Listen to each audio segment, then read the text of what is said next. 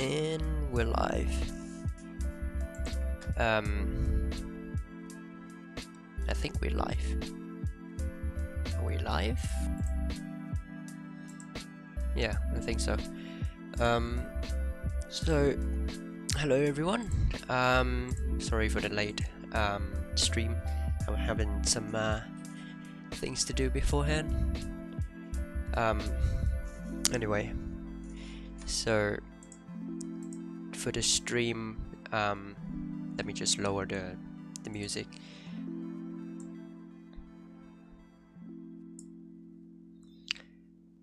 Okay, I think that's good enough. Yeah, so for this stream, we are going to try to improve the scrolling performance for the Moon browser. So far in the last stream, we managed to get hackernews to render, which it does not render correctly, but it does render. The problem is when I start scrolling, it's not responding. Well, for now, it will respond eventually after 30 seconds or so, which is unbearable. So we're gonna try to investigate and find out what is the cause behind this bottleneck in our performance, and hopefully we get a faster browser. See, it still haven't like respond to my scroll yet, so it is taking a very long time. Yeah, now it does, but it's still responding in like 1 frame per second, so it is very slow. Hang on, let me check if the stream actually worked.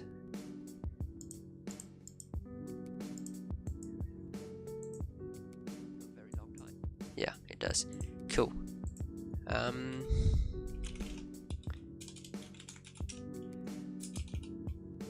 Yeah, so first of all, we might want to check to see where the source of the problem came from. I think it's from painting, because after the page is layout, it does not relay out anymore. It just repaint new frames. So I think it is the problem is entirely in located in the painting steps of the render pipeline. But I'll try to calculate all the steps in the pipeline, because we have this pipeline structs for calculating. Well, it's essentially this thing, render pipeline browser. Yeah, it's essentially representing this pipeline. So the run step will go through style, which calculate the styles for all the nodes, and then run layout, and then after it's finished layout, it can record the paint. So unless the page layout has been changed in some way, like if you resize the browser or something, it should not, trigger layout at all when you scroll. It should just paint. And so we're gonna try finding out what causing the paint to take so long to finish.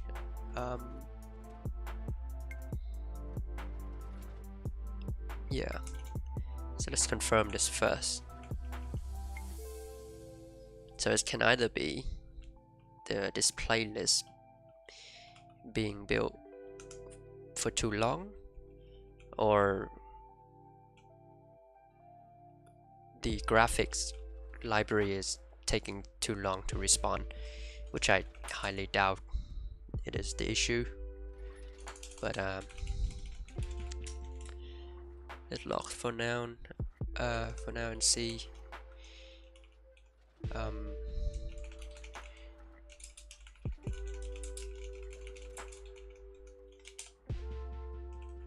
See if that's the cause of it.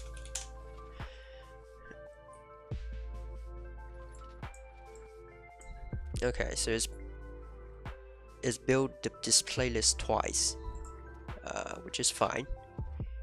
But then if we go to the hacker news, should be hacker news.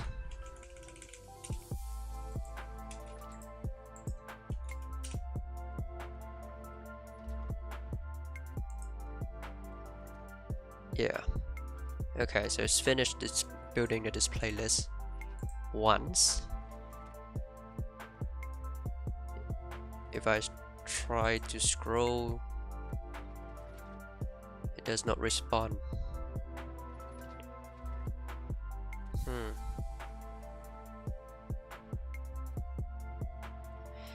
So what caused that? If it's not building the display list,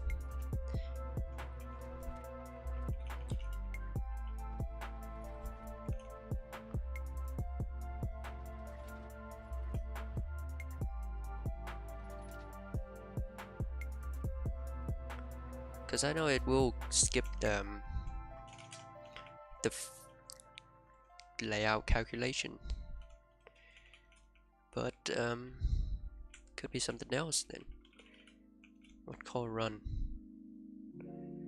Render frame call run. What call render frame? Set document. Skip style calculation, skip the layout calculation. Scroll.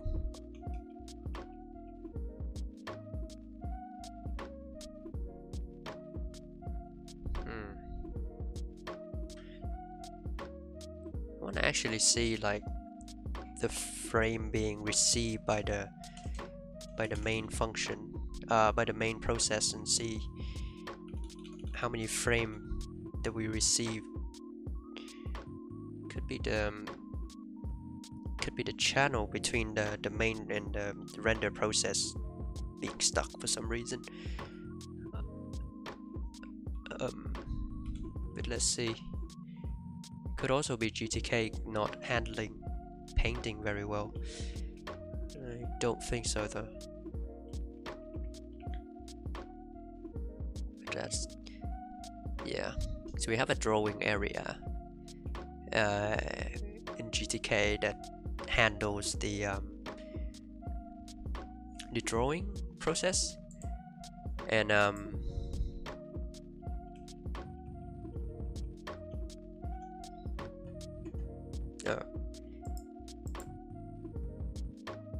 it's late here, so I can't hang around, have a good stream. Oh, thanks, Tyler. Oh man, it's been so long. I haven't seen you on GitHub and working on your browser anymore. But yeah, if anyone's don't know Tyler, Tyler has a great browser called Cosmonaut. I think I think I mispronounced the name. My English is not so good, but yeah, it's a great browser. But unfortunately he has to stop for reasons. So yeah, but a lot of the code from in Moon browser is actually inspired from his browser as well. So yeah. What am I doing? Right. It's so easy to get distracted. So yeah, we have a function that set the content, and then we queue and then we tell GTK to redraw. Okay, so it's, I don't think it's GTK being slow. GTK is just rendering a bitmap, so it should be fast enough. So what caused it?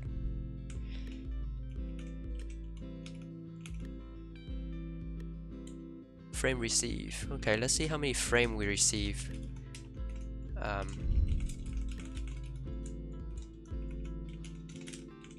Because after the render process finish rendering, it's gonna send to the main process the frame that is finished rendering. So okay, so it's good. So we're receiving quite a lot of frame from the renderer, but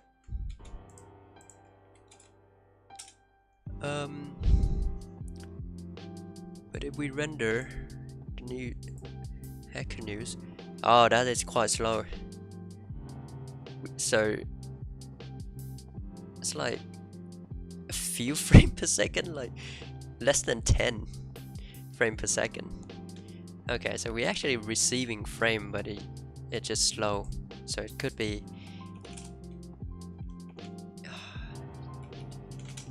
something from the render process, I think.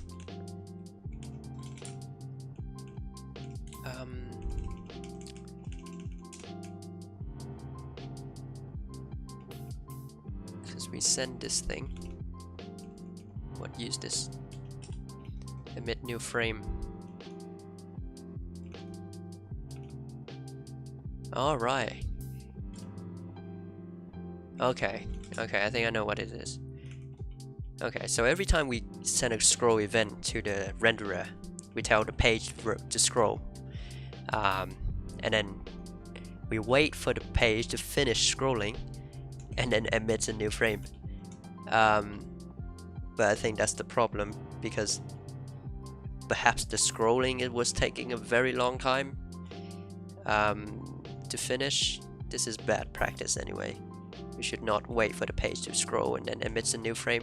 We should just emits it anyway. Perhaps, I don't know. But let's see if it's actually caused by the scroll. Scroll starts and scroll ends.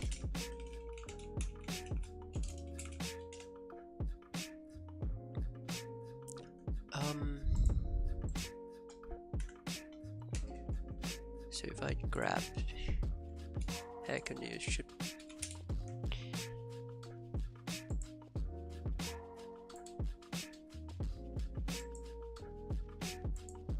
okay.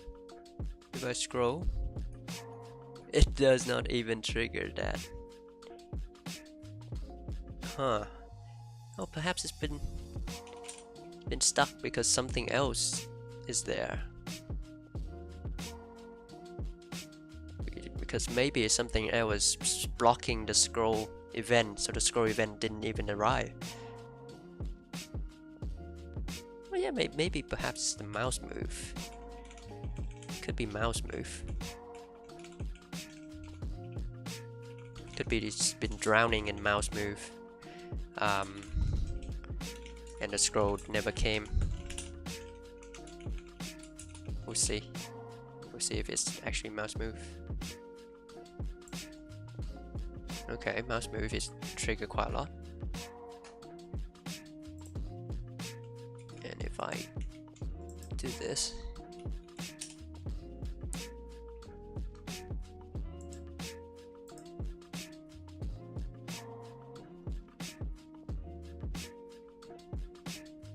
yeah. Uh-oh, I moved my mouse away and it's still logging new things. Okay, so it's been drowning in mouse move. So the mouse move is taking too long to finish. What caused it? It's called mouse move to do that. Right, I think I need to optimize this. So in mouse move for node, if it will receive the mount coordinate, and then it say, oh, you know, is the border box of the box contain the mouse coordinate? If yes, then we set mouse over to true, otherwise we set it to false, and then we repeat the same step for every child. But what if the page is really large? Then, like, if it's had like a few 100,000 nodes, then that will be few 100,000 comparison, few 100,000 checks here. So that's not going to be very efficient. But we actually don't need to do that. We just need to do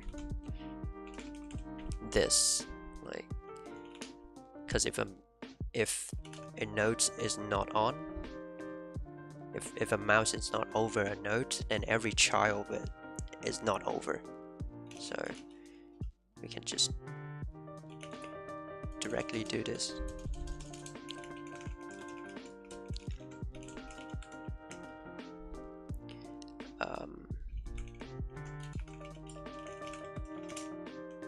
Yeah, and if the mouse is over an element, a layout node, then it's set to true, and then we repeat the same checks for all of its children as well. Yeah, but if it's false, then all of its children are not being hovered by the mouse. Yeah, I kind of hate this set mouse over thing. Like, mouse over shouldn't be a property, I think. But we'll have to live with it for now and see if that improves anything. Okay, this is quite fast for simple page, but what if I got very large page?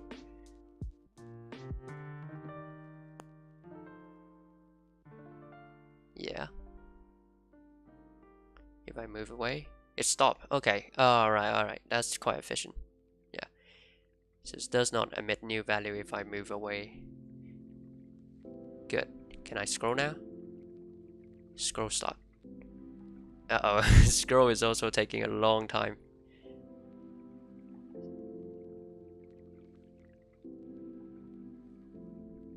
Okay, so we optimize, not quite optimize, but we did make mouse move faster, so it doesn't how do you say it? Like, it doesn't block other events to arrive to the renderer, so that's good. Although we still want the renderer to not wait for the mouse move at all.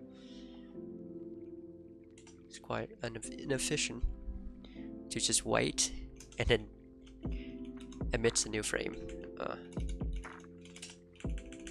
But we have to live with it now. We have to. Man, I want to rewrite that. I hate this. Can we somehow like handle mouse move asynchronously and render new frame?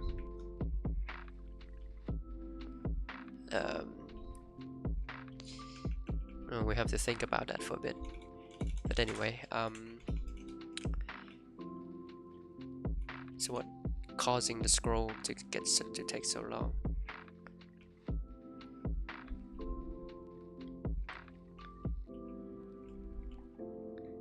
So we find the deepest descendant that is scrollable and has the mouse over.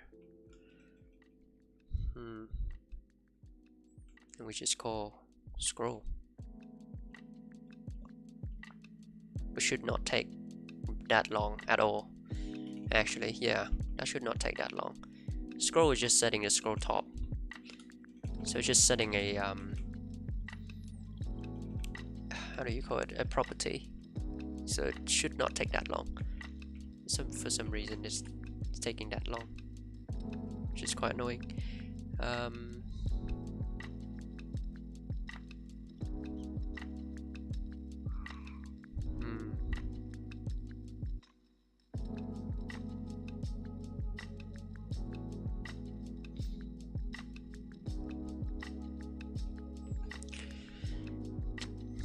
could be painting then. Could be painting, it's taking so long. Still haven't checked if this thing is finishing in time. Started. Oh. I wonder, how do you measure the time to take for a function to finish? I guess we can just run it.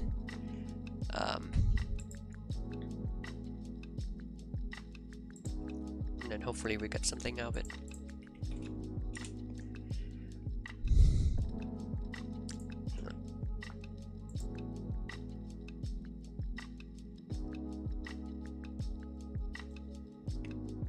Okay.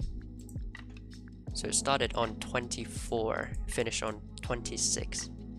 So that took 2 seconds just to build the display list. That is way too long. That's unacceptable.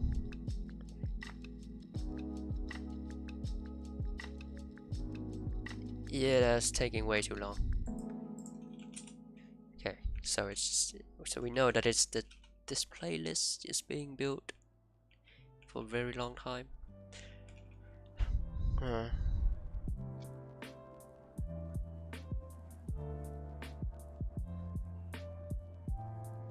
So how can we improve this?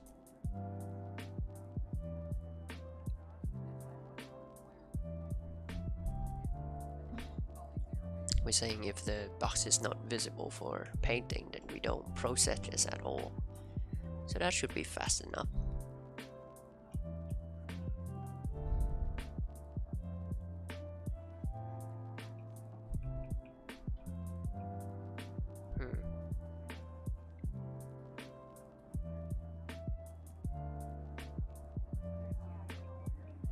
Can we implement catching?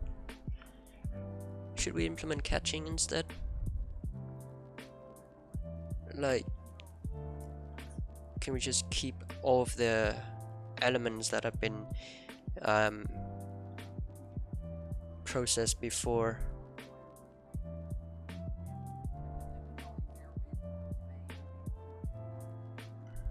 Instead of just recalculating the list for displaying every single time we scroll.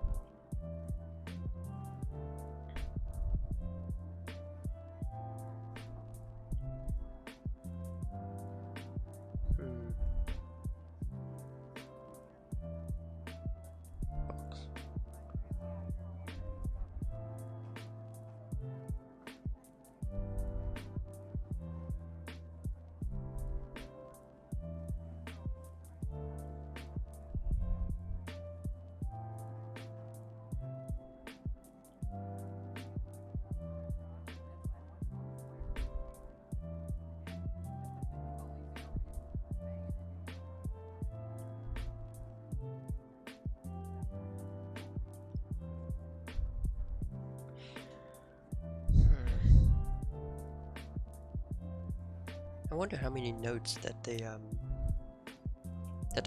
process has to go through.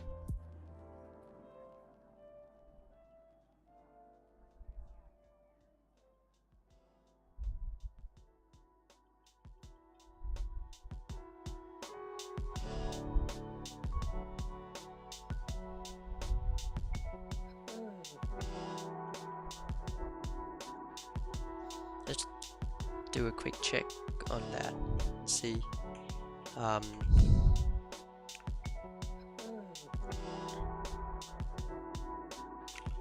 How many affected nodes? No, not affected nodes, but painful nodes. Count. Use size. Let's make it 0. Then every time we have a node that is paintable, we keep track of it. Like so. And then at the end we can just log out.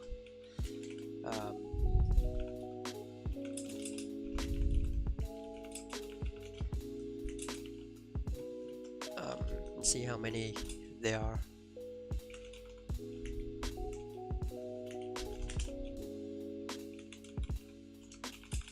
Hopefully we can get some idea. Okay, so 34 for a simple page. But what do you get if you try to render hackernews?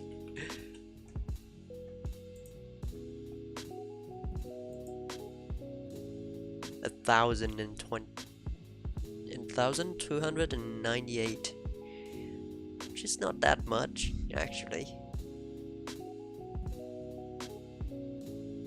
1,000 is not that much. Why is it taking so long to build?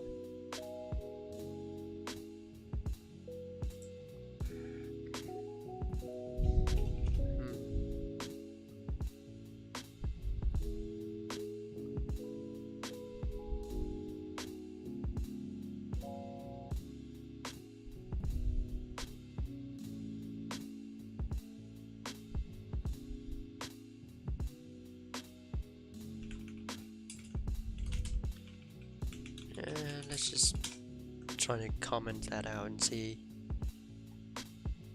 if that caused it.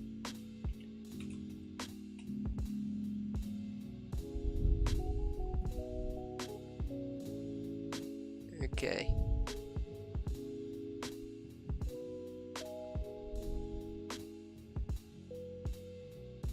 Okay. Scrolling is a bit faster.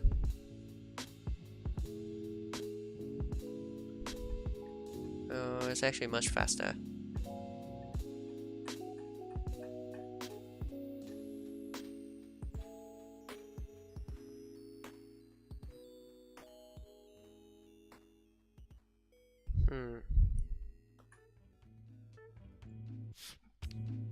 Well, it's not scrolling now. If I move away, it's still saying that. Got 100 and 1,000 and okay. Got 5 now. Why are there so many paintable nodes before?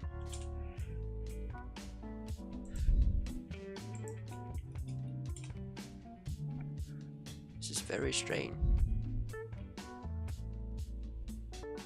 Okay, so we got that much. And then we're down to 5.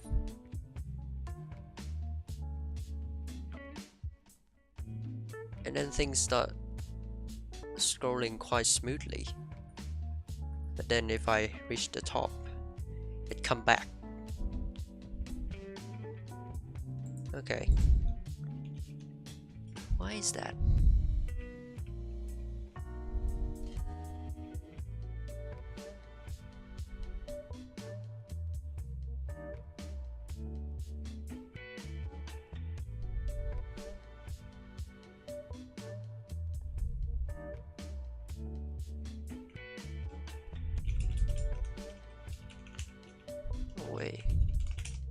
I think process line does all the job for us, so we don't have to process all the children within the box if it's been processed with process line, I think. I'm not so sure, but let's try that.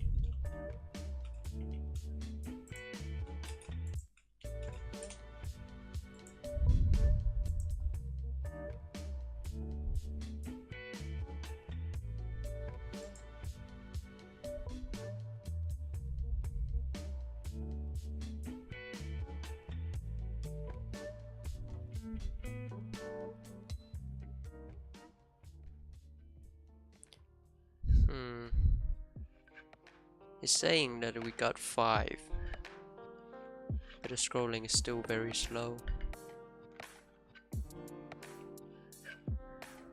because it's taking a long time to finish.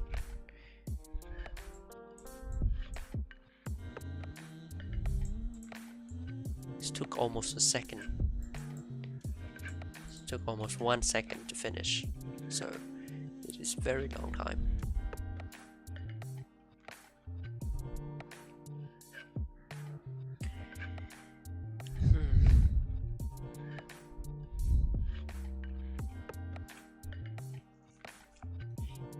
Okay. If the layout box isn't visible for painting, then we skip it.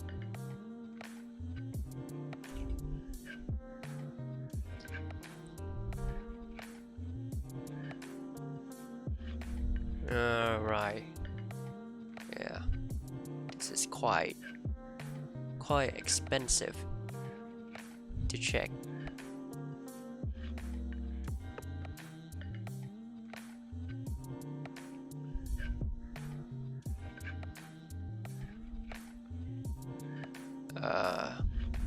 No, is it though?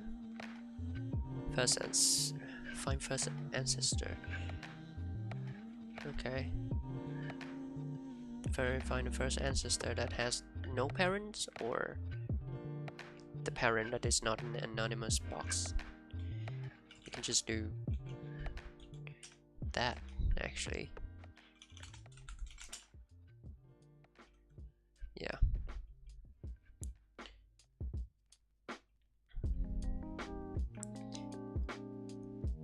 If checking against the initial block box, then we can just make sure that the padding box overlaps the initial block box rect.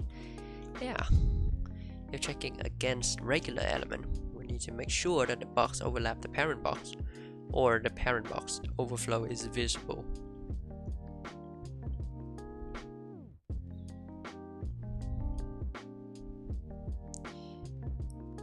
Alright.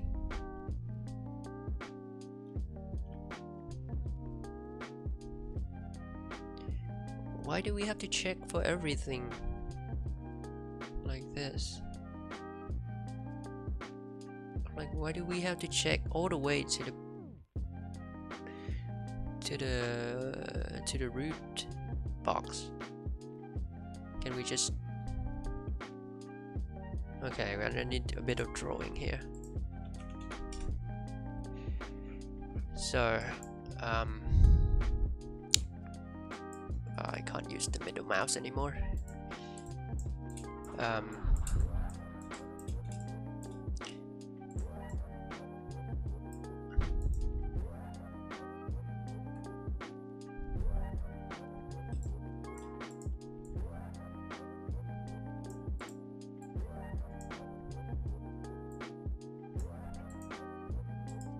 So let's say we have that box sent to back. Yeah, this box sent to top. Okay, and you got different background. Okay. Okay, so we're checking if it's visible for painting. It's basically check if it's overlap with the parent here, which it does, and it's check if this parent here is, if it also overlap with other parents as well. Why is that? Is it because of this? In this case, it does overlap with this one, but it does not overlap with this parent one.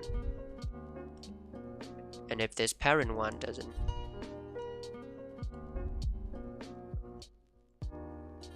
right? Okay, so if this parent one doesn't have overflow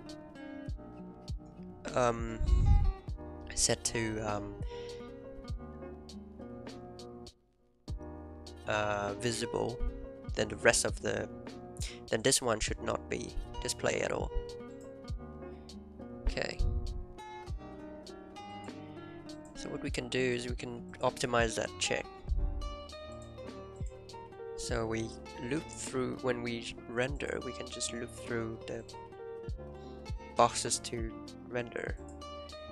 So if this box need to render this box, and it's called render on this box. Just say if it overflow with this one, then yes, it does need to render. Or if it's overlap with this one, it does need to render. Or no, just this one, look through all the children, look for the overlap, and then when this goes through, it check this with the against the overlap. If it does not, ignore it. Yeah, so we don't have to move. Okay, so we don't have to loop through all of the checks again. We can just check if the next box in the render process match with the how do you call it, with the overlaps of the parent box. So let's call those three boxes are P1, P2, P3. So when we render P1, what we want to do is we go through children, and then we extract overlaps. Well, not, it is overlaps, but we call it something else would be better. If we call it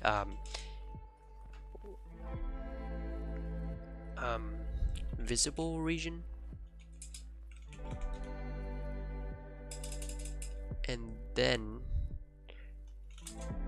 we render P2, which no, then we say if P2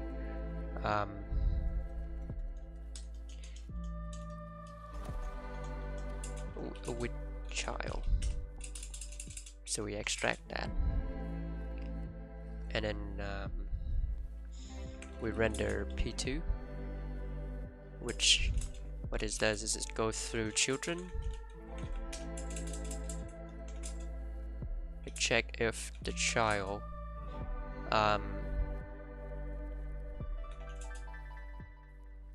overlaps with visible region that we have before that.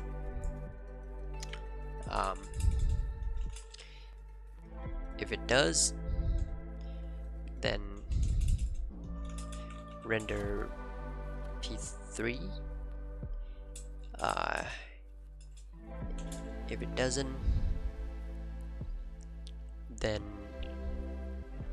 don't. Then just stop. Then just next render next child.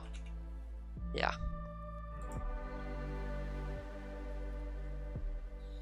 Okay, so P2 will depend on this region before. Yeah.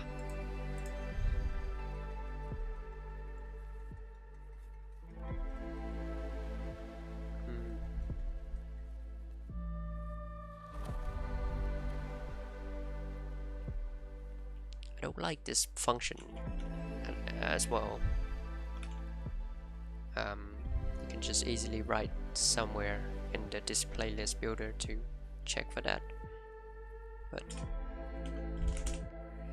yeah, let's do that.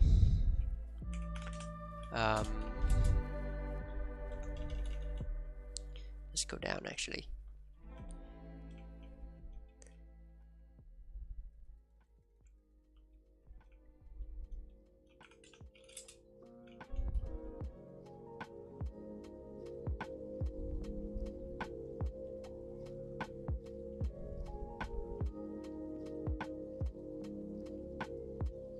Should we make like a linear list of things to calculate painting for? That should be cool.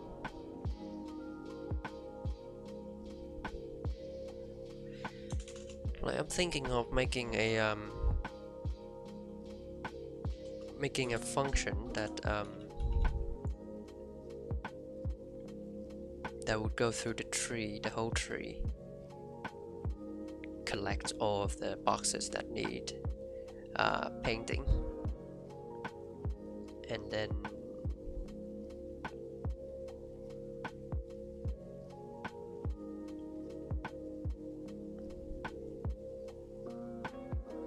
just call render.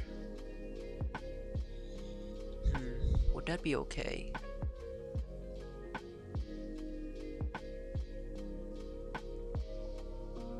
For next child.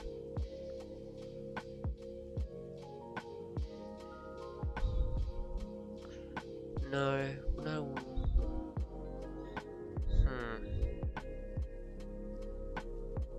I mean, that's okay. Not too bad.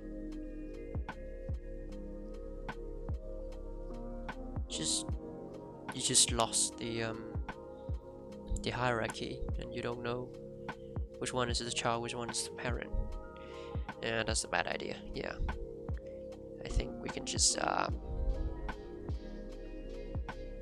do something better about this one.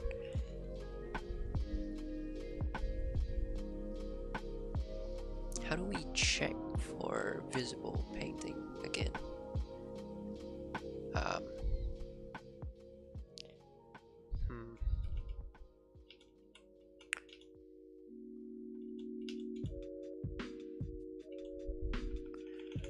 Okay. Let's improve this a bit. So instead of calling this, we can just call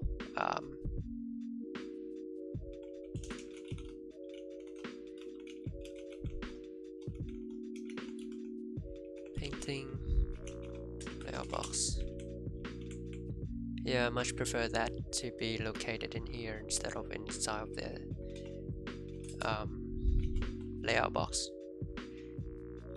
Visible for painting.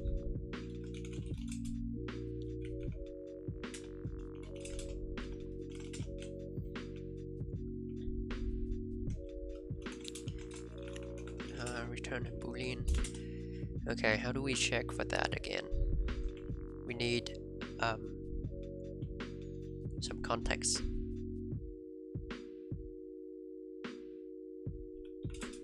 Because we need the previous overlaps, or more like visible region. So we need that.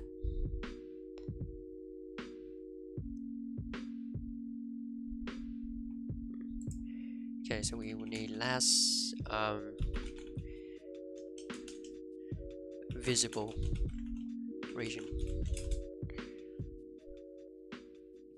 Visible regions would be a rectangle. Yeah, we can do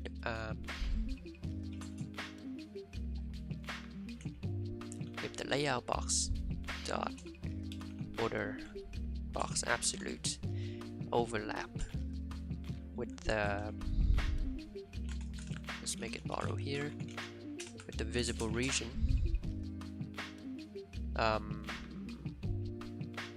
If it not, we can just return false here. Can return true otherwise. Though we might not have visible region at all time. Well, we do. Initial visible region will be the initial box. Yeah. Or the canvas size itself, the canvas itself, yeah.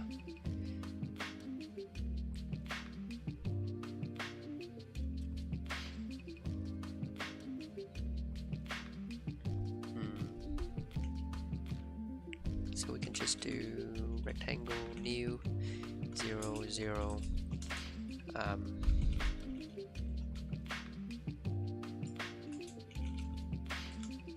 height. Yeah, so that will be the initial box. Yes, no, maybe? No, shouldn't do that. Can do last visible region.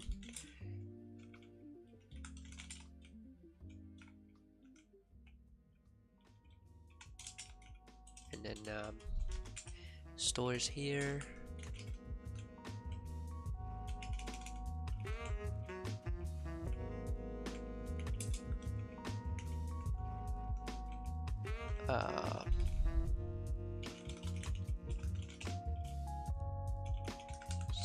Borrowed here.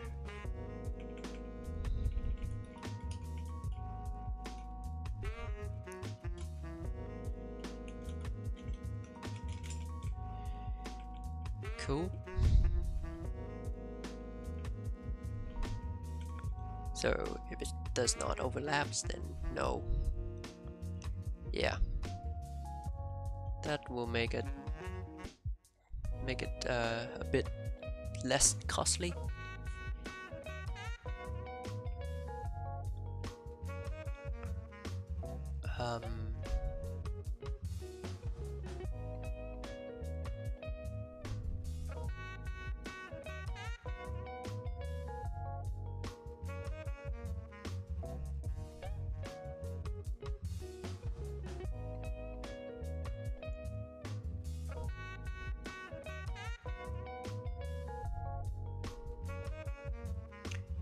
Yeah. Okay.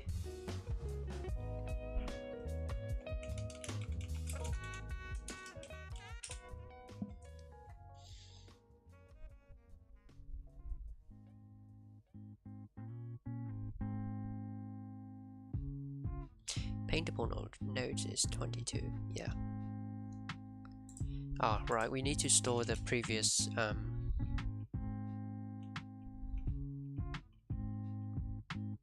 node for visible for painting as well. How?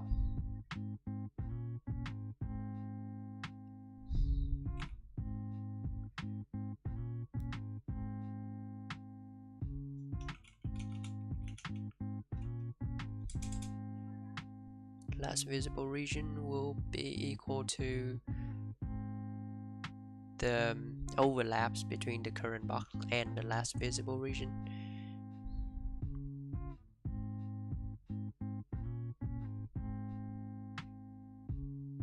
Yeah. So self dot layout box dot border box absolute.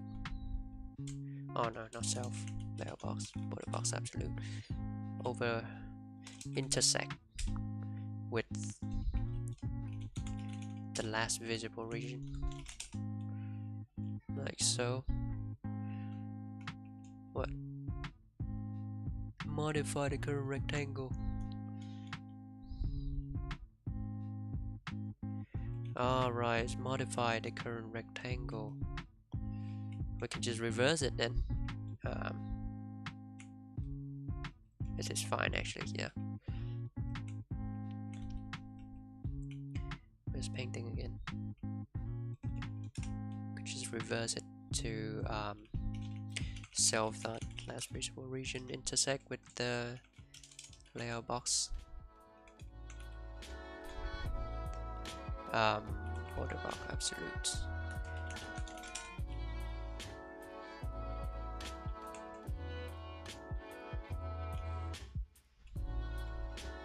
Alright, it's modified itself, so it doesn't need that. Cool.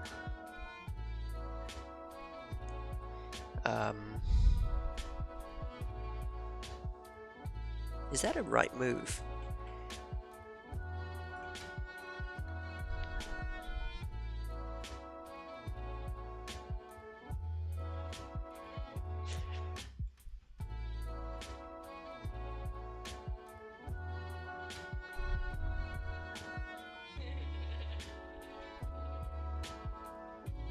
Yeah, I think so. I think so, yeah. Just keep it for now. Does that break anything? Yep, that break quite a lot of things. So it should be reversed. Let visible region equals self dot last. No. Mailbox dot border box absolutes.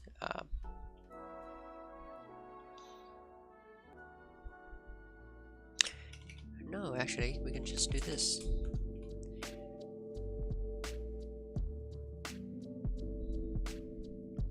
Mailbox border box absolute, because that generate a new rectangle, so we can just do this, right?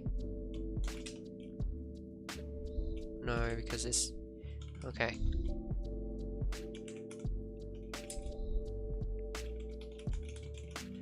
Regions equal this box. Let's make it mutable.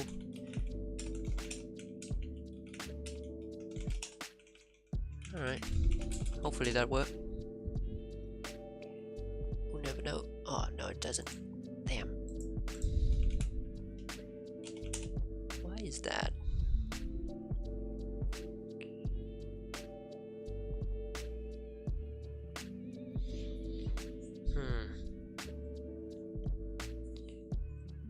The last visible region is equal to the new visible region, which is the border box absolute of the current box intersecting with the last visible region.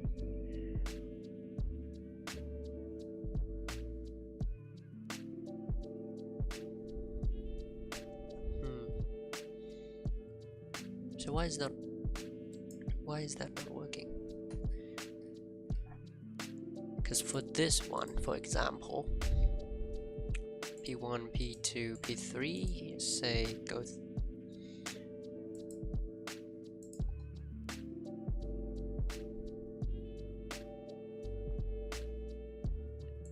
this thing,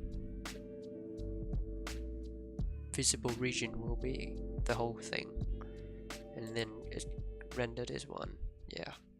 And then in this one, its visible region will be the overlap between this and this, which is this one.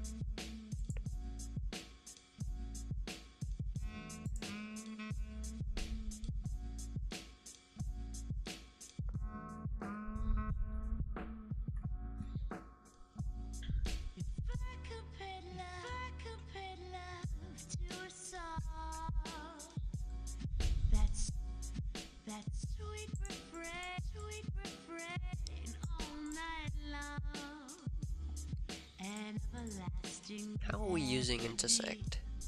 Well,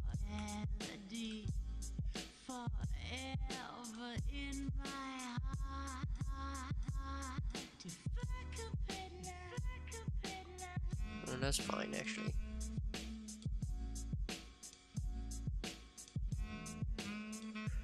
Wait, what happened if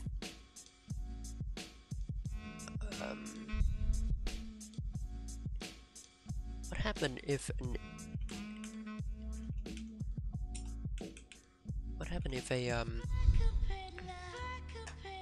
a rectangle actually contained within another rectangle? What does intersect give us?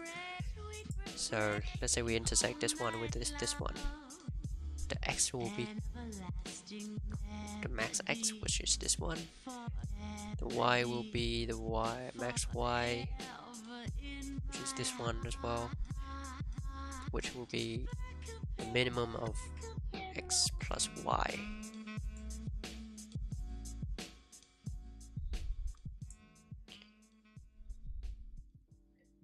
Other x plus 1. Okay, so it should here. The minimum would be here, minus x would be here, which is the width of it. Yeah, that's good. So if it's within, then it is itself. Okay, so that's not wrong.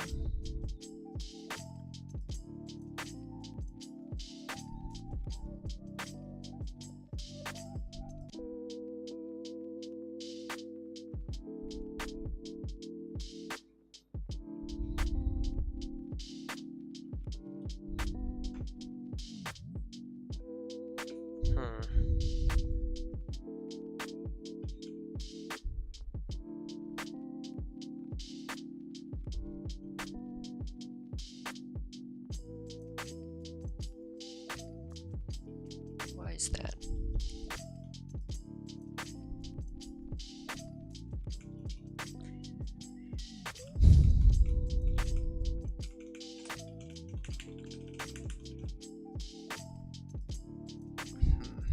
How do I debug this?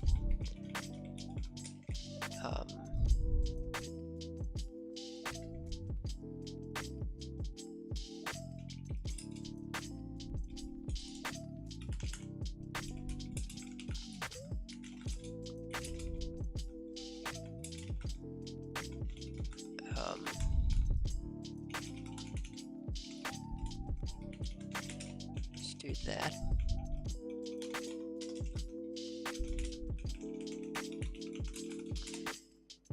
Let's see what is the last visible region that we have. Yeah. Okay, so that's correct. That's all correct. So what's the deal? What's the problem here? X0, Y0, yeah. That's right. What if I resize it?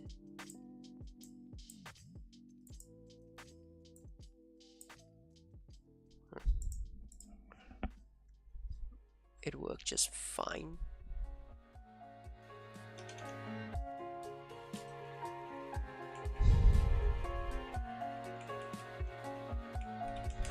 Is it because of this one, or is it because of something else? Yeah, it's because of that one. Why is that minus?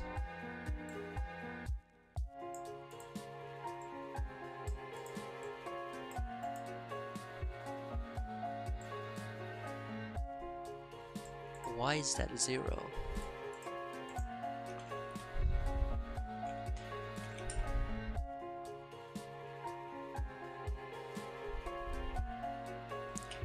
So probably we shouldn't store that there. We should just pass in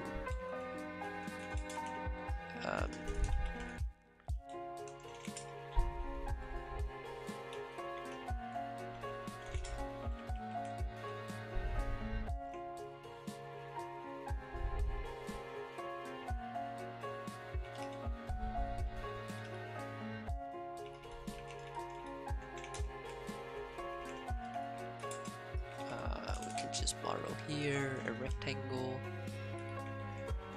0 0 self that canvas size with height like so, and then here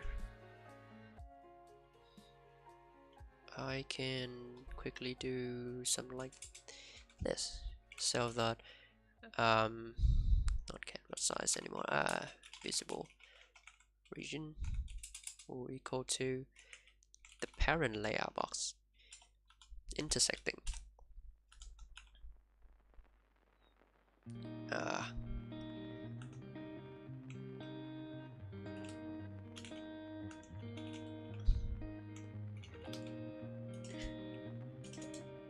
intersecting with the visible region.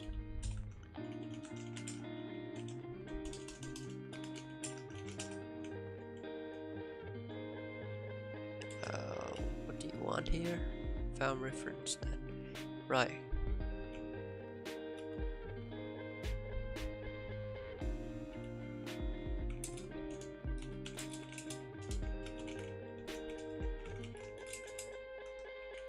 I should really return a value there instead of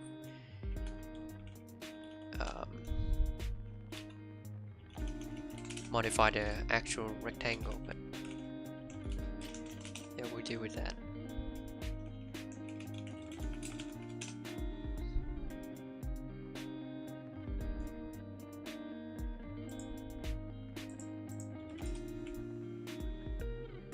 Okay, that's work. Okay, so probably because we save it in the struct that the subsequent renderer just grab that old value and then miscalculate things. Okay, see if that improve the performance any. You know, if it did improve at all.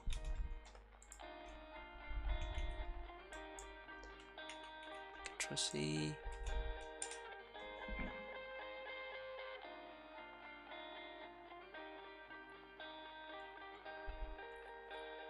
Yeah, it did improve that, but does not render text anymore. So we need to change that as well.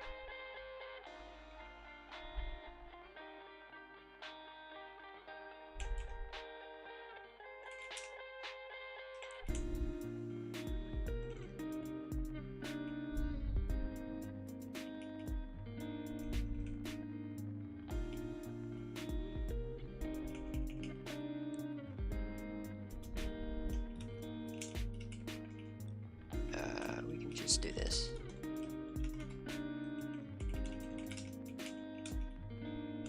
Then in process line, how are we doing this?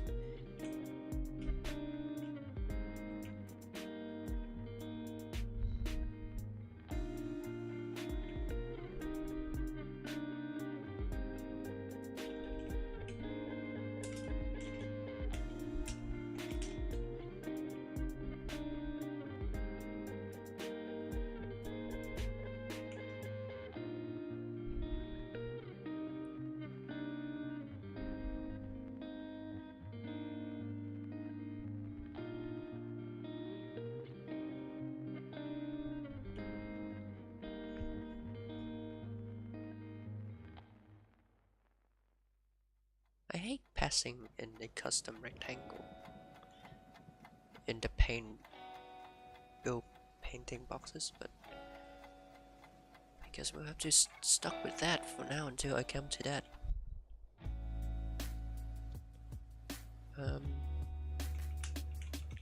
See if that render any text.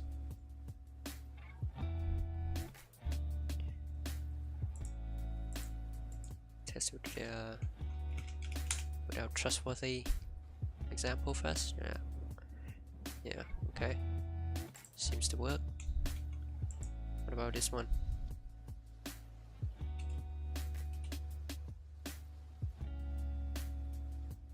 Nope.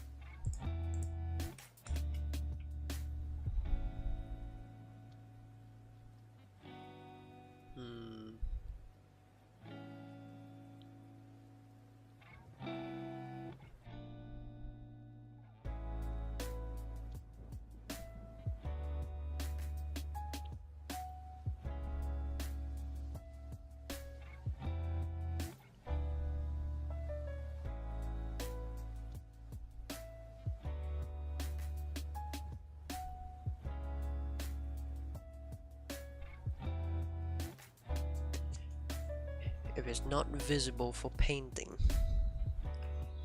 which means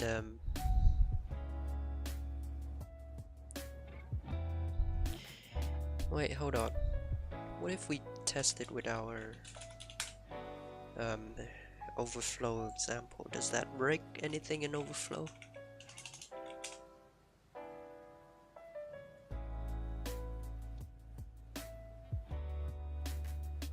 Yeah, that's fine. Overflow works fine.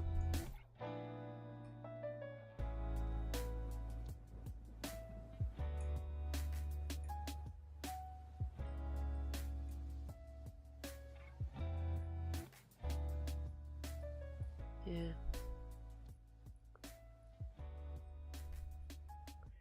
Okay, this works fine. For some reason it's not working for Hacker News.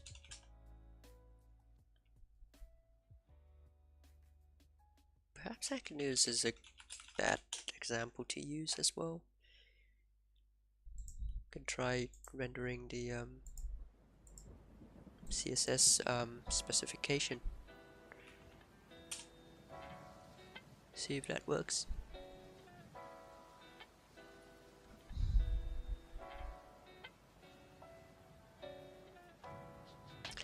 Nope, that doesn't work at all.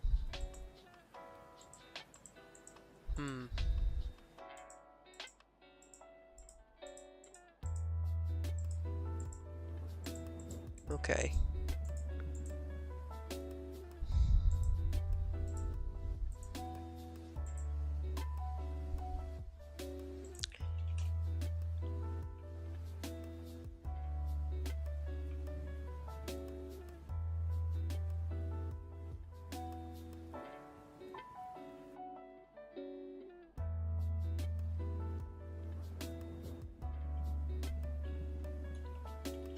Let's see what doesn't overlap here.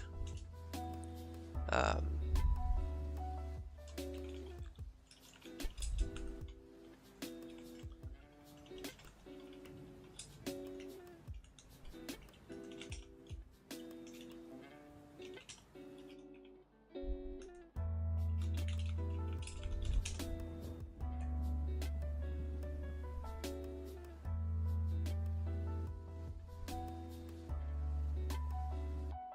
okay, so this thing has no size or anything, so that's fine.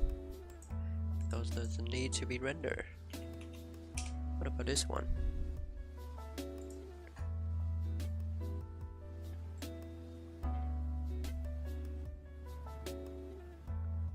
Right, it doesn't have any size or anything.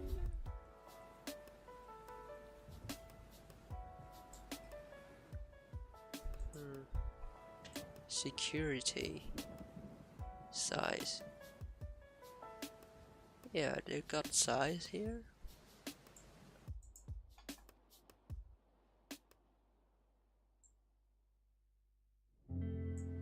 Wait, I need to beautify this somehow.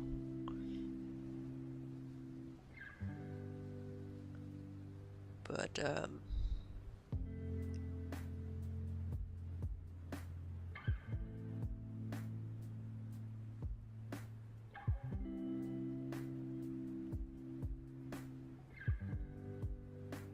okay, mouse over false API, some text API. Okay, so this is line fragment. It's got data.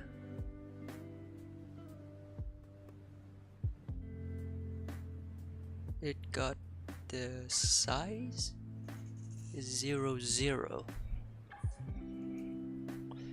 Formatting context, none.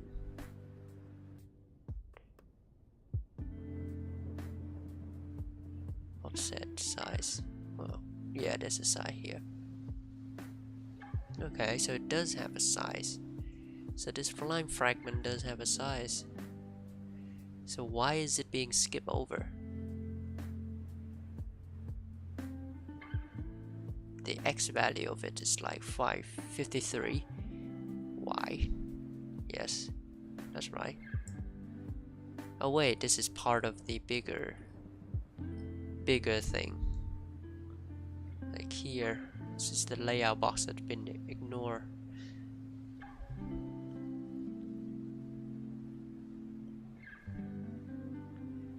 Line fragment.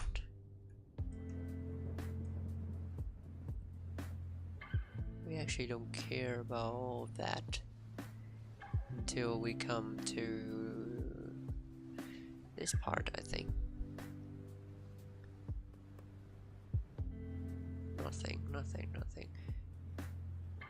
The content size of that is 0, 0. Inline formatting context.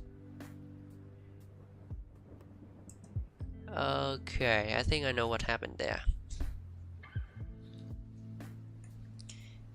Okay.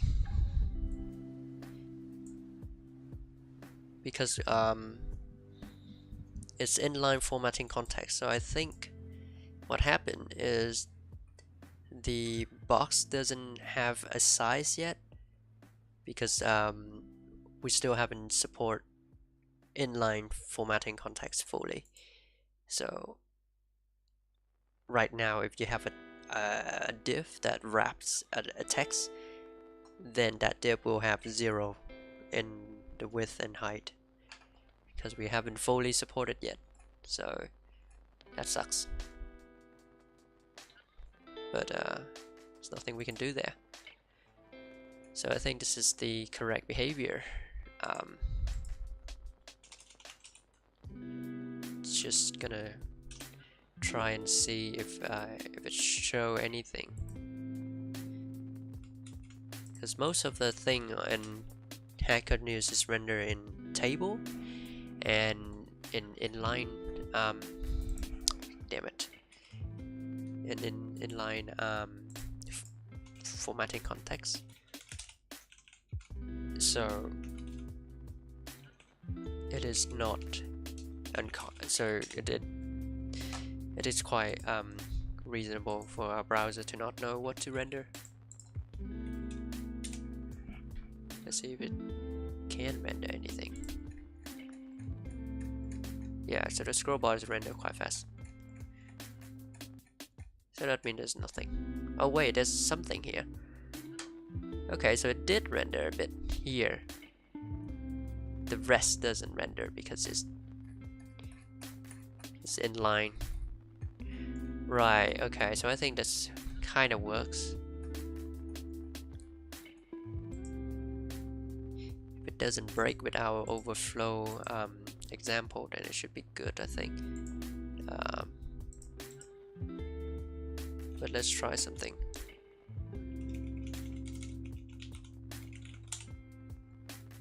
Else. Okay, so my friend website still works. See if Google is still broken. Google will still be broken, but it's broken less now. Because before that, if you remember in the last stream, we have like a large gap right here, but now it doesn't. So that means it's been successfully ignored because it doesn't need to be rendered. I think. But yeah. Okay, so that's good. I think we got what we need there.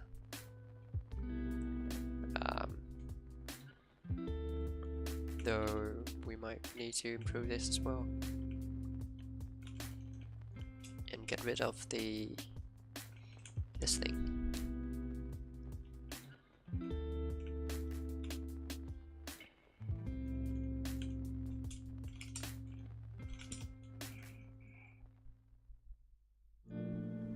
Okay.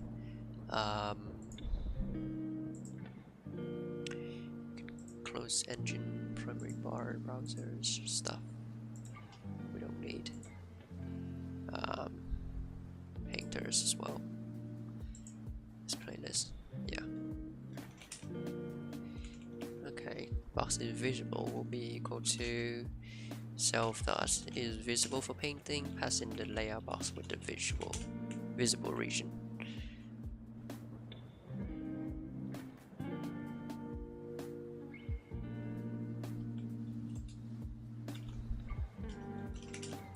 Like so. Yeah.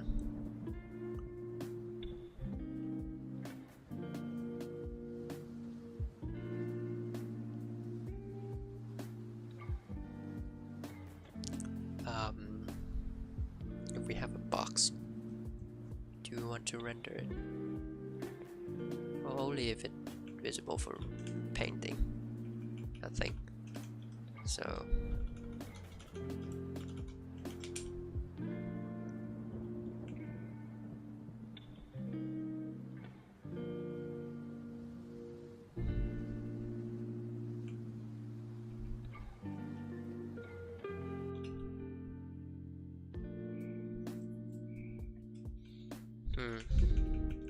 this one takes in nodes, but sometimes we don't want a node, we want a rectangle instead. So we can do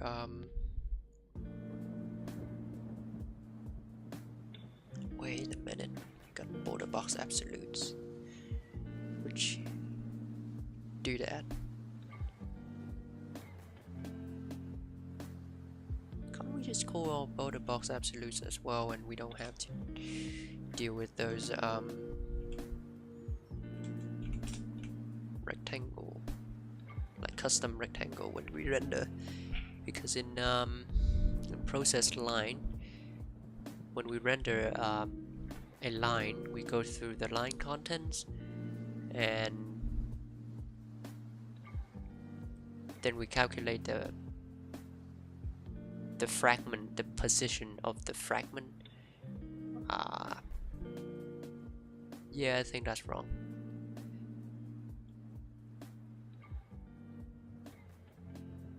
I think that's wrong.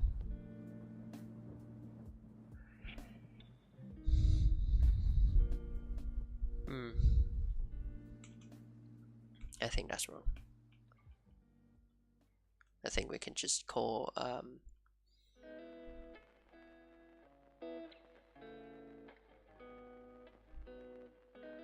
the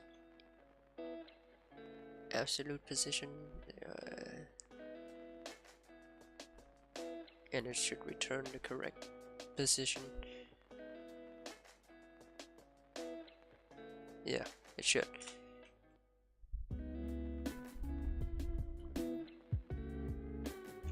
So absolute rectangle should be translating that.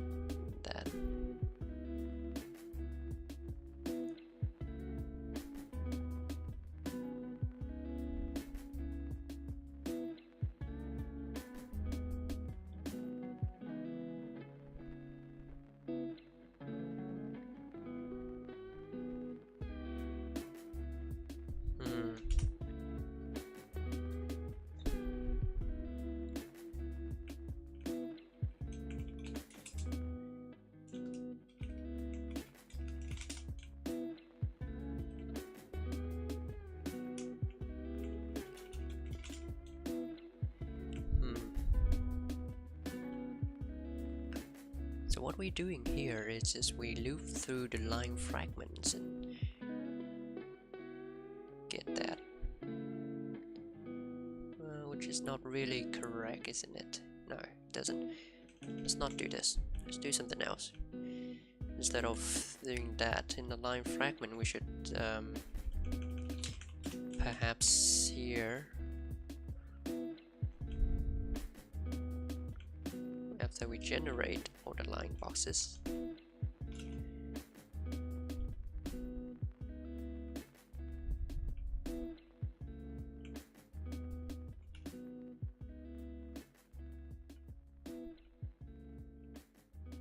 add text fragment with fragment height, text stuff, fragments, got fragments and stuff.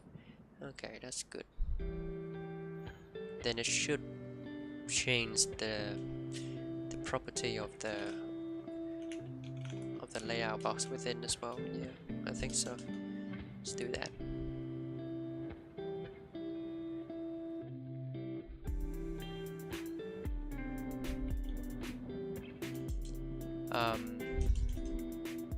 Layout box dot set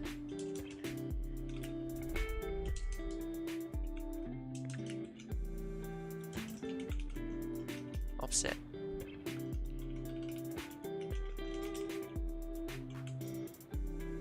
Why do we need offset though? Like, how are we using offset?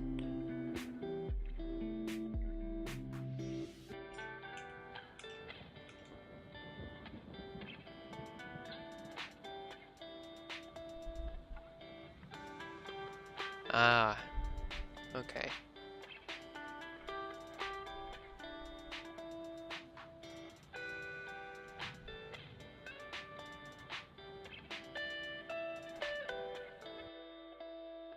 Okay, so offset is how much is relative, it's not absolute. Okay.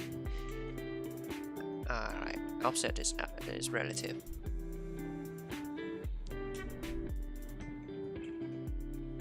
Okay, that's fine. So when we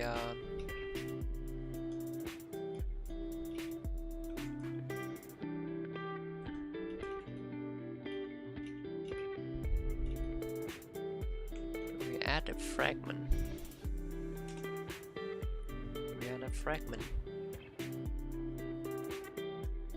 and calculate the the offset here.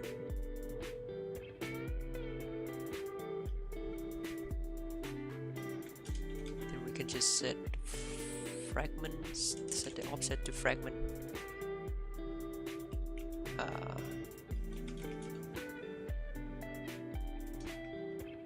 Offset X.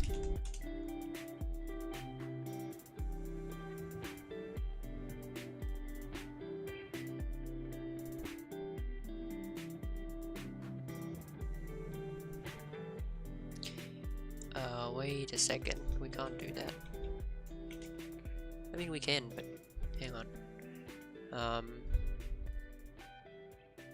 Fragment is if there is no fragments within the current line, then we take if there is fragment, then we take the last fragment. If it's a text fragment, we extend it. We put string in there. Last fragment size will increase and all of that. Right. What if it's not? If it's not, then it's create a new fragment.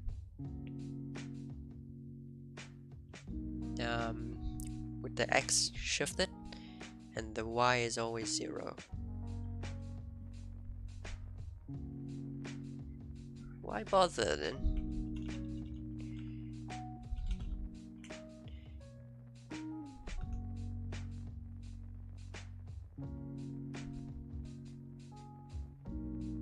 Oh, we can't set the X and Y for the layout because the layout... Right, okay. So the layout box could be a text. Could contain the text, but the layout box might be broken into two. And then one part of the layout box will be on one line, and then the next one would be on the next line. So we can actually do that. Yes, okay. Okay, that makes sense.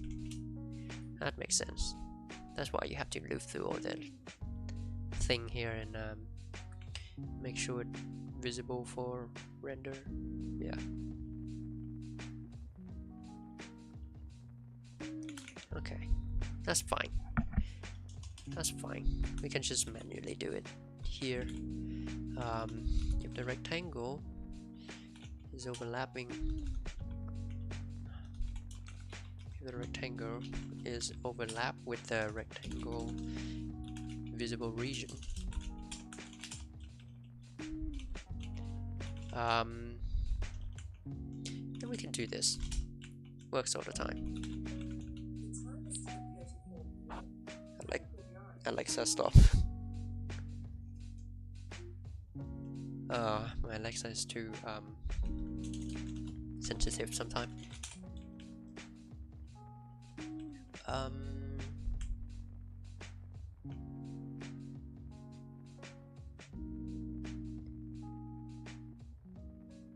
Okay. Yeah. If it does not overlap, then it's continue. Yeah. Okay, we don't need this thing anymore. So we can just do this.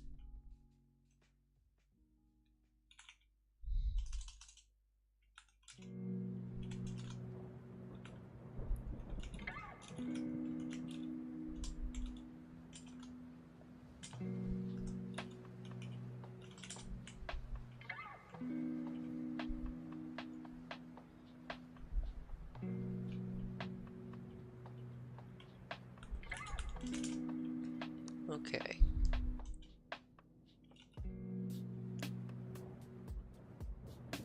Box visible. Real paying boxes.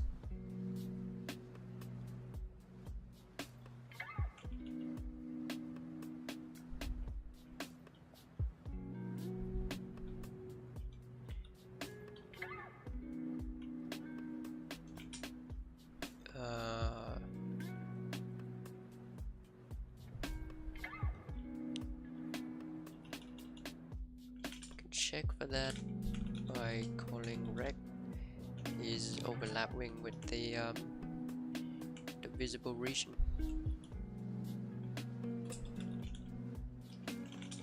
Which is that.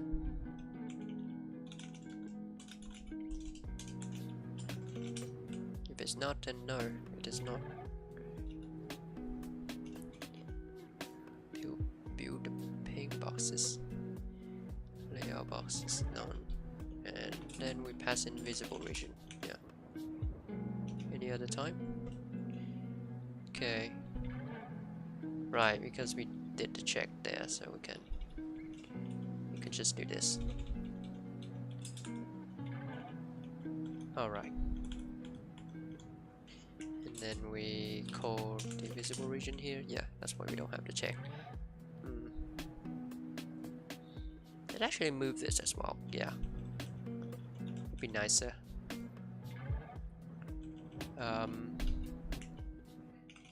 Build text.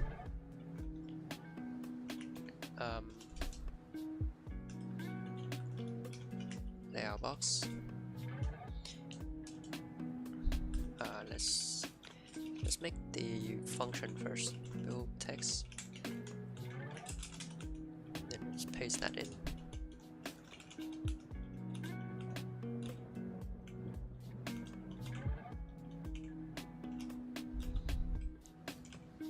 Another 2. Okay, so we need a fragment. Fragments. Fragments. No.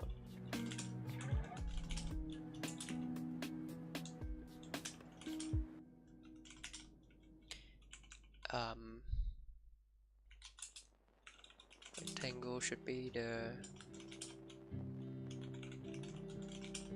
text rectangle.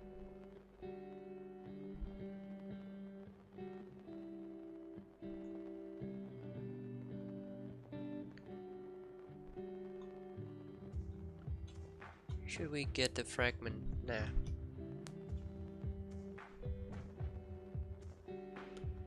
Nah, we can just move this back here. So we don't need fragment anymore. What we need is the text rectangle, the text node, the node.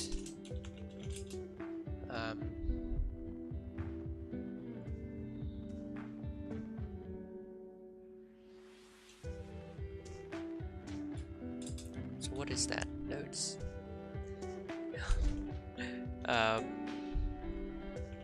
What is the type here? Node pointer. And then the content would be a string. You can just borrow it here as well.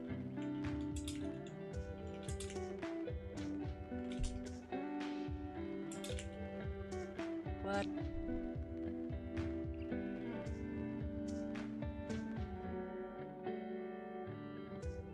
Cannot find type. Okay. Can we use this instead? Then just call this here.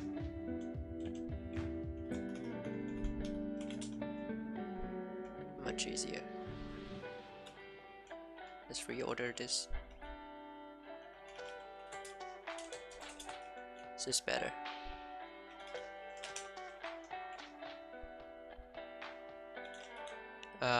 Right. Now box.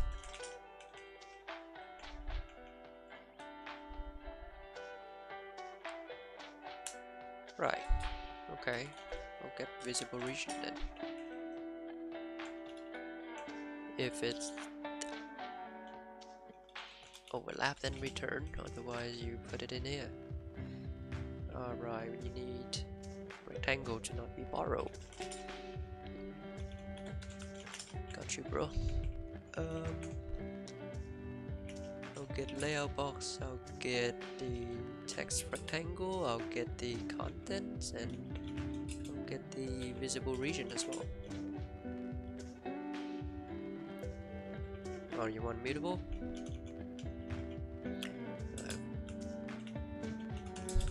Mutable. Good? Good. Awesome.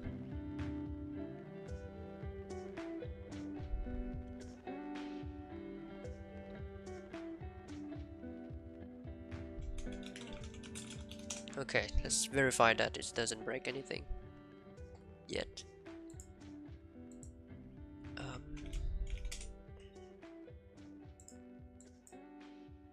Okay, looks fine.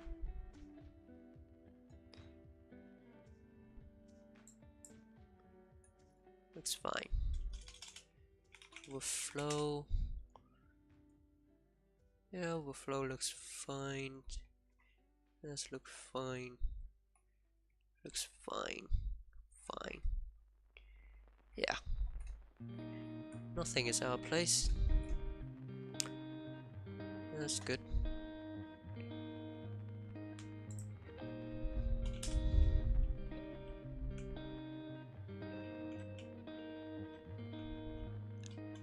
Let's remove this.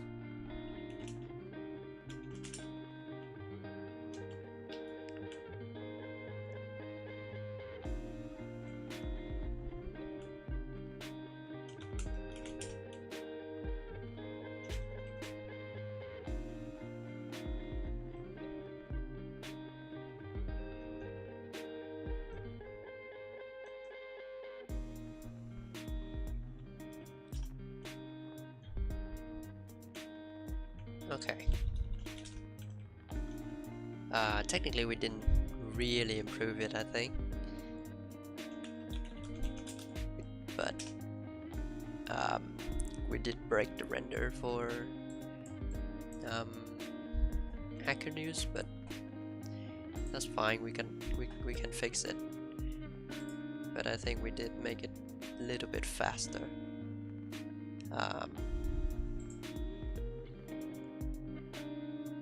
I wonder if we have any page that we can test.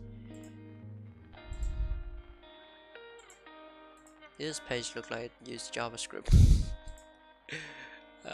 If it used JavaScript, then oh, it's modern browser. What else? What doesn't use JavaScript? Jesus. Hopefully, we can see the source. Does it use JavaScript? Yes, it does. Oh, no point.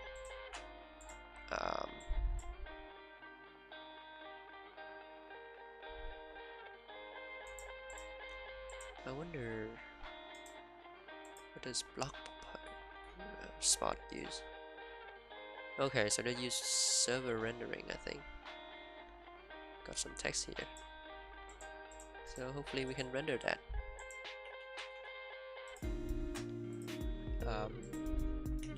If they use normal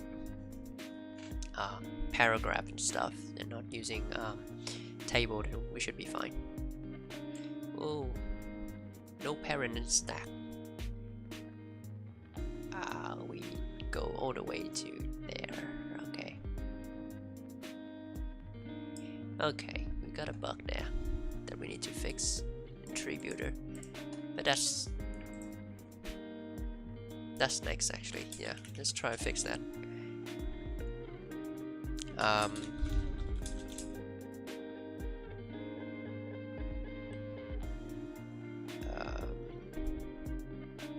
Bug fixes, general bugs. We're gonna group them together because this is not really a large ticket or anything.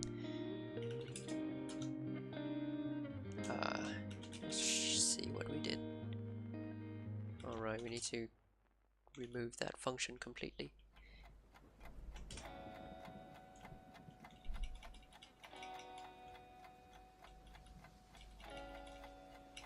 Where is it? Because we don't need this anymore. This is a very inefficient way of checking things.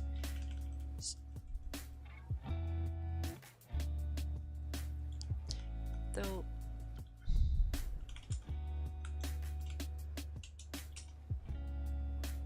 let's see if we check all the things. Cause sometimes we have we haven't handled this case yet. Cause sometimes we got boxes that are outflow but should still be displayed. Because this overflow is you know, visible.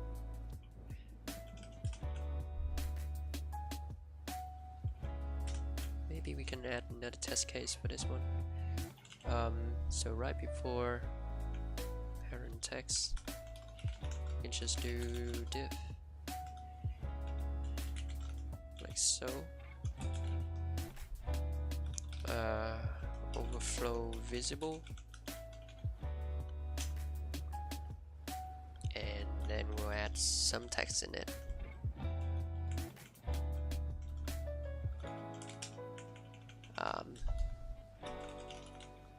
Visible. The height of it can be 200. Margin bottom could be 20. Background colors. Give it something cool.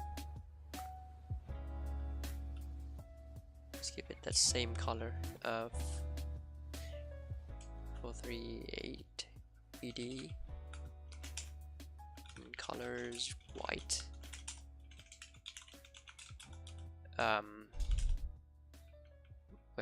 If it doesn't have overscroll anything, then it's overflow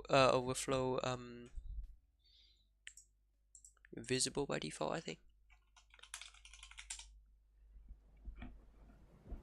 Yeah.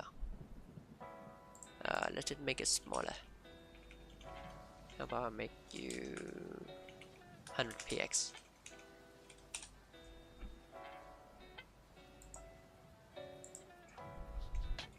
Overflow 100px. Well, it get cut off, which is bad. It shouldn't be cut off like that.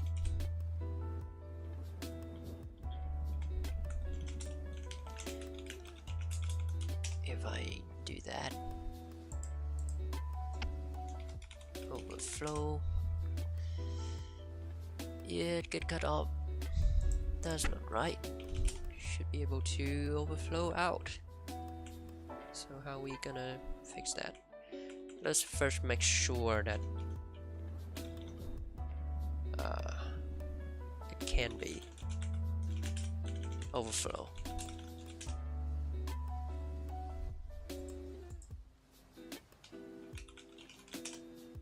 Yep, it doesn't show. Okay, so that's when we come back to this playlist and check for process.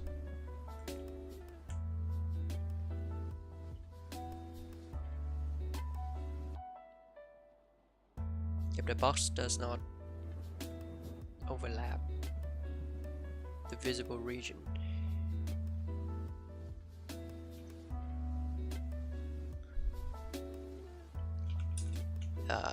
visible for painting is equal to, gonna make a quick check here. We're gonna say let parents equal layout box dot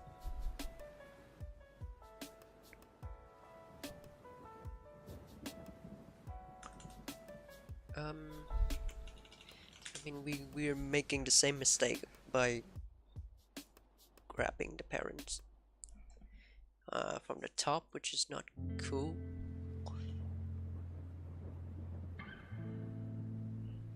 Should be able to do this.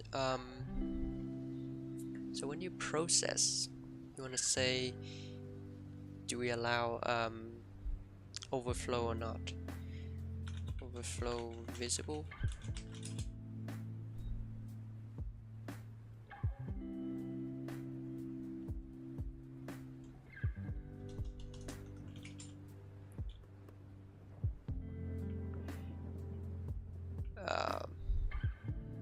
Let's make a struct that contain that overflow data. Visible is a boolean, and what else? overflow data, well, visible is gonna be a boolean, and then the region, visible region, will be a rectangle. Yeah, that works. So we can do here overflow data is an overflow data, like so. So we can do overflow data here is equal to overflow data, pass into the visible regions. So by default, this should be overflowable. So yeah.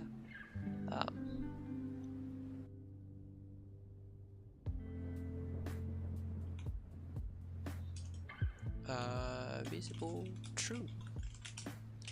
This initial box, so should be able to make it overflowable.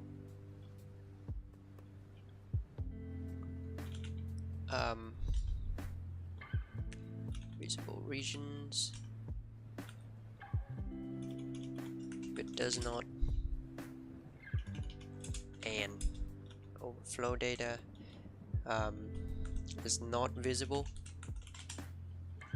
then don't do that. Yeah.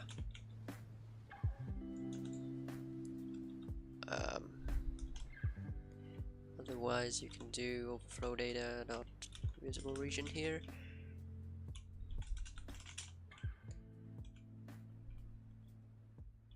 New visible region will be equal to that. So here you can create a new overflow data.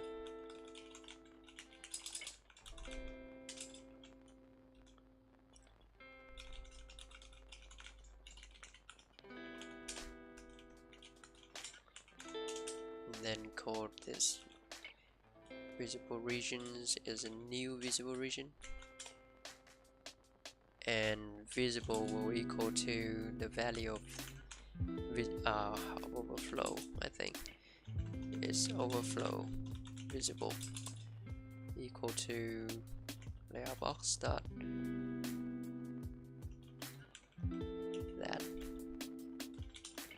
and then you can pass in here overflow data like so.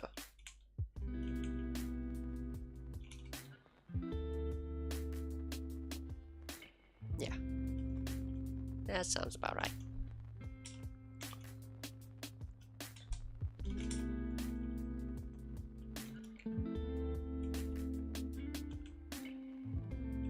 Yeah. Okay, so that should render things out and not ignoring overflow visible text.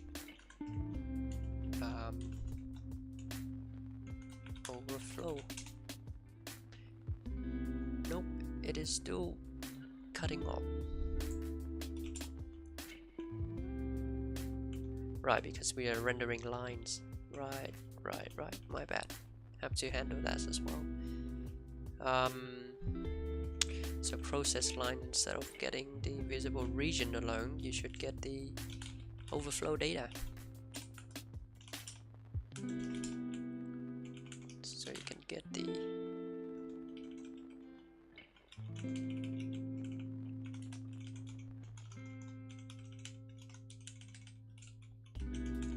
overflow data here, and yeah, that should be alright.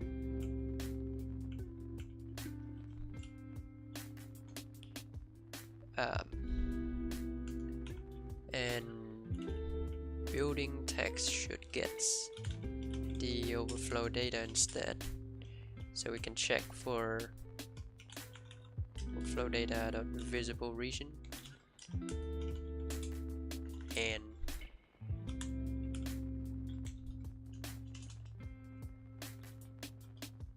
visible. So if it does not overflow, if it does not overlap with the region and it does not visible, then hide it. Um,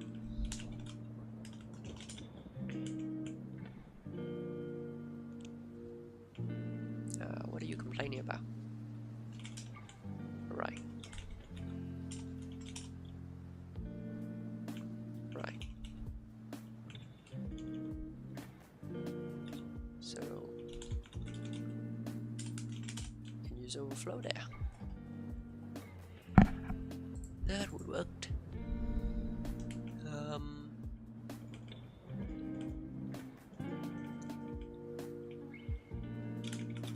Flow data dot visible region.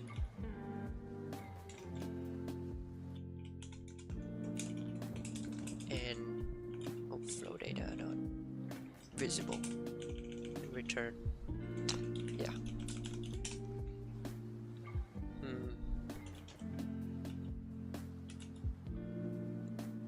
Right.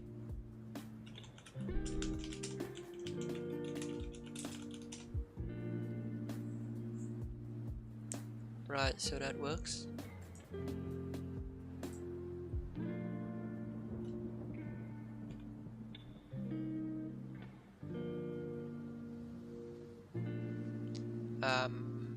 Overflow.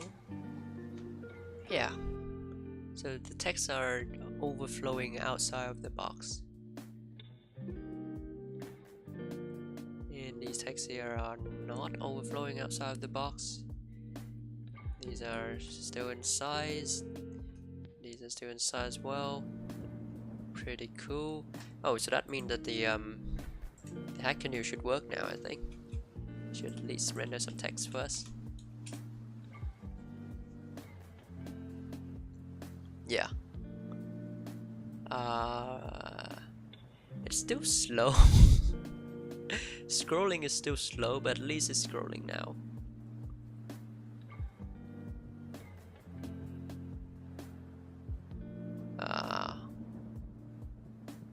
Okay, it's still scrolling by itself now. That's not good.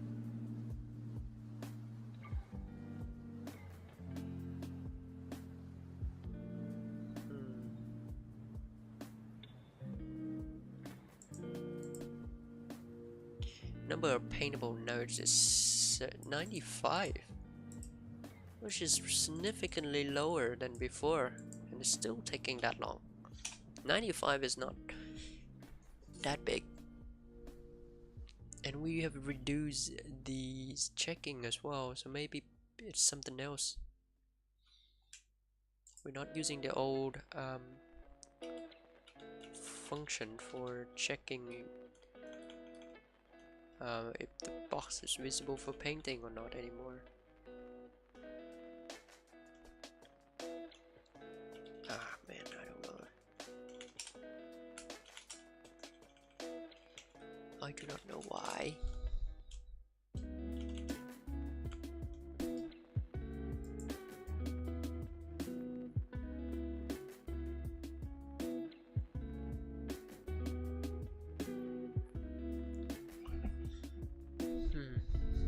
Well, you build a text, that's good.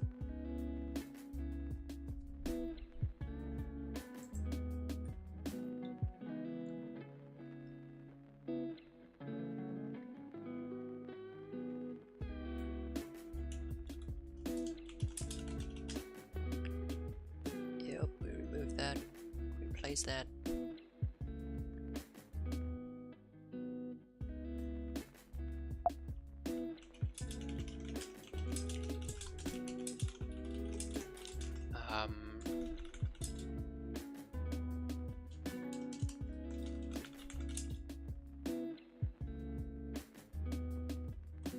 Actually,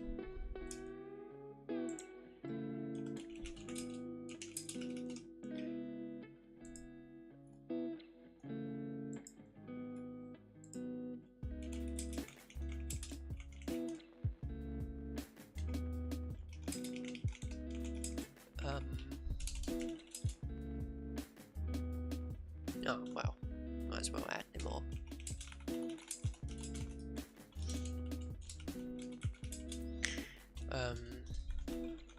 Improve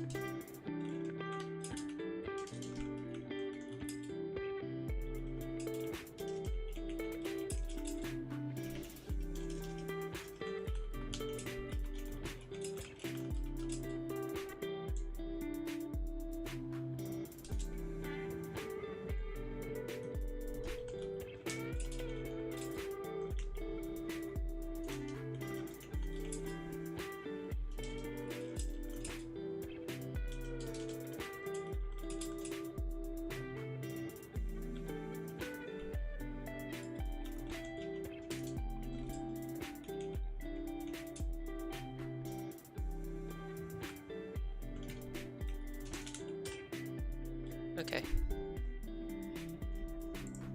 Okay, that's good. Okay, let's try to investigate what caused the other one. The blog post one.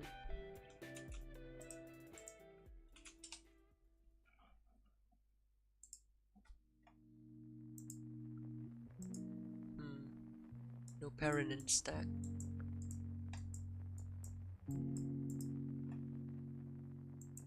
Tree builder 88.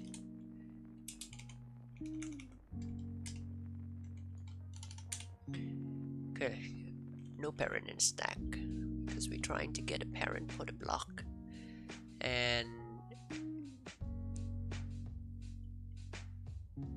try to find the parent that are not in line or can have children.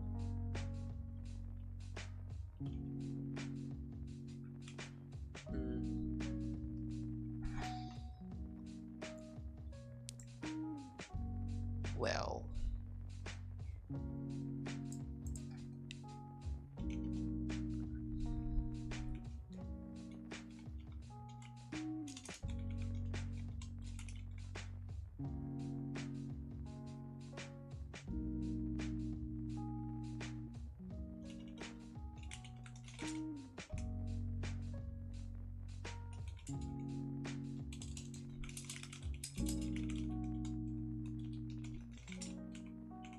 but basically if we don't have the parent, if parents is none,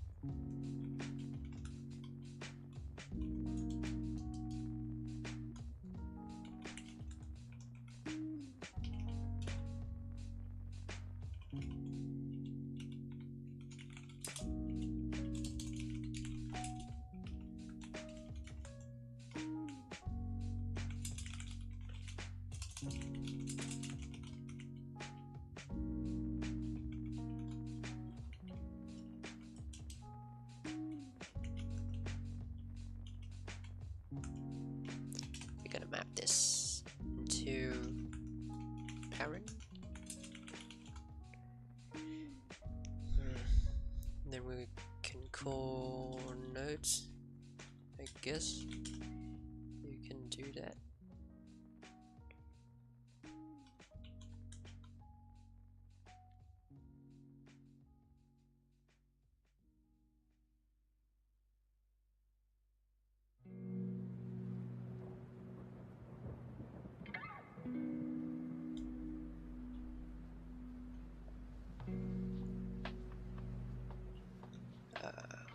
Can collect them.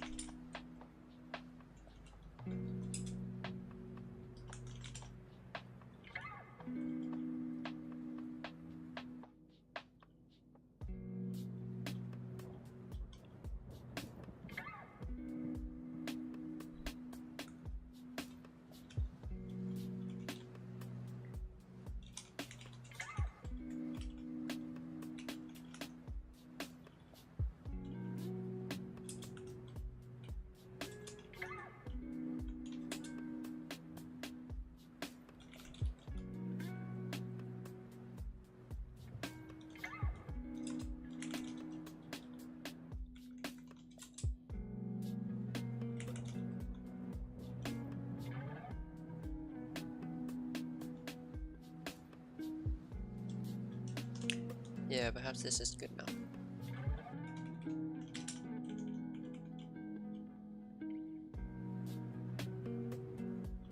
Right.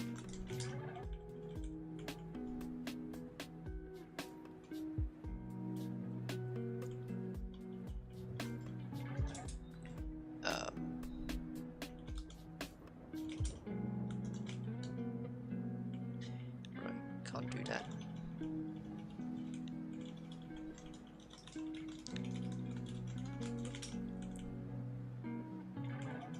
Right, this is not JavaScript, so we can get rid of that. And panic.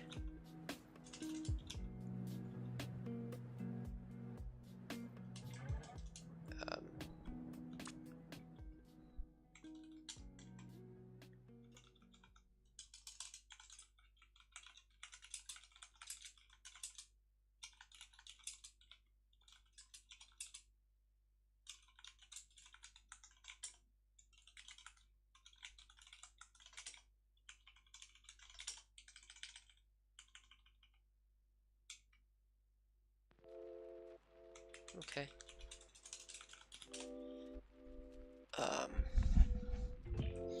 Let's try again and see the error.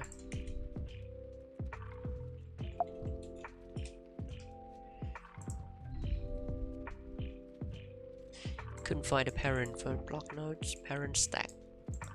So in the stack we have a inline box. Well, can we beautify that?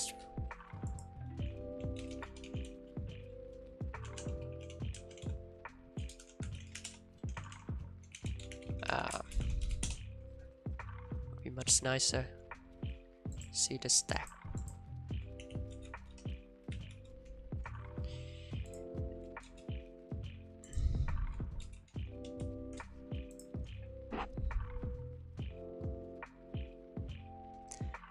Okay, so in the parent stack we got HTML, body, div element. So that is quite a lot of parent that you can use for block nodes. Why is it not using? Because we're trying to find a parent box that isn't inline, which is all of them, I guess. This is div. Div should not be inline at all. And can have children. Yeah.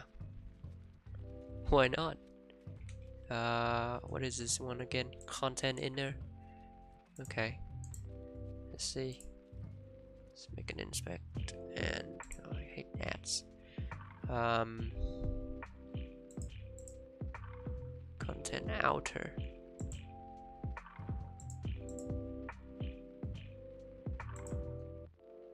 Maybe it's this one. Region inner. Main inner. Content inner. Here. Okay, content inner is definitely block. So definitely this should be used. Why is it not being used?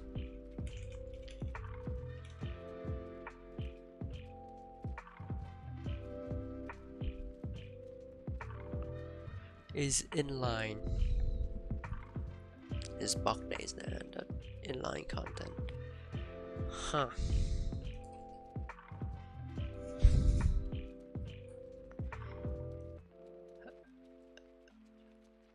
I don't think that's correct, my friend.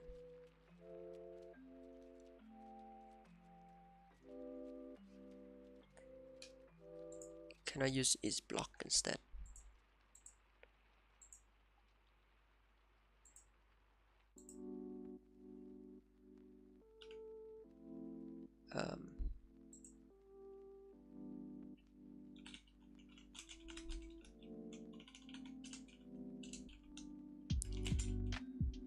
Okay, so the algorithm said that it's a block level box can only be inserted into the nearest non-inline parent.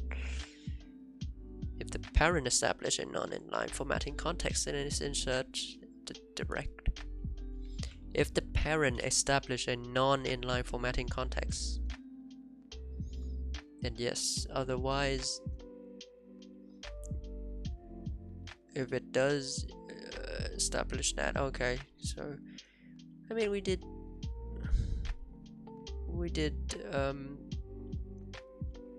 consider that down there, so it should be fine.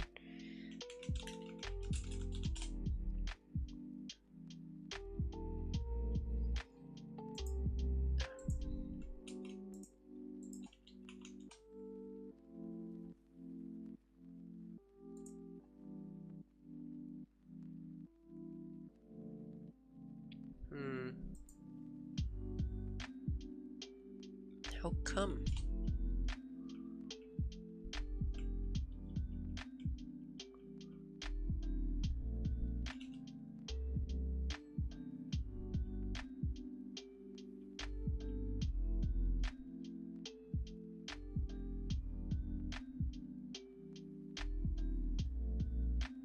Yeah, more like is block container.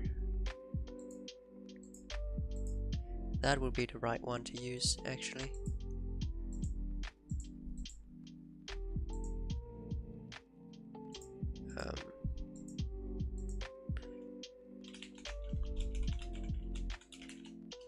Block container.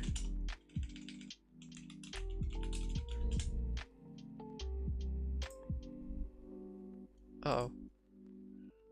What? Unexpected error. The parent text stack has a HTML element.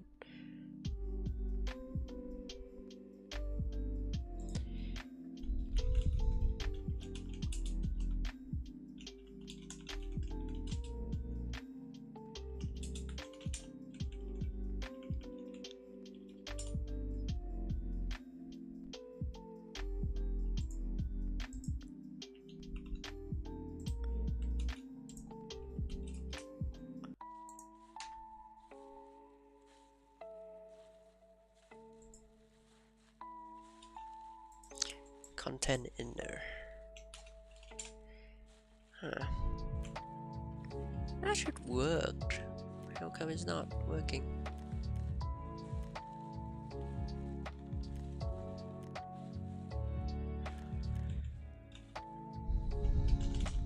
Let's go to his block container. This block container means all the children are not in line. Yeah. Well, we don't know that yet.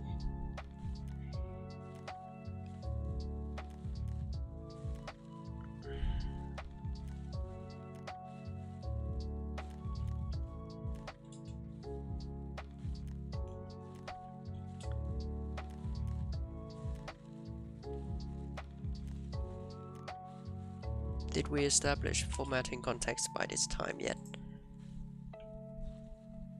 Maybe, maybe not.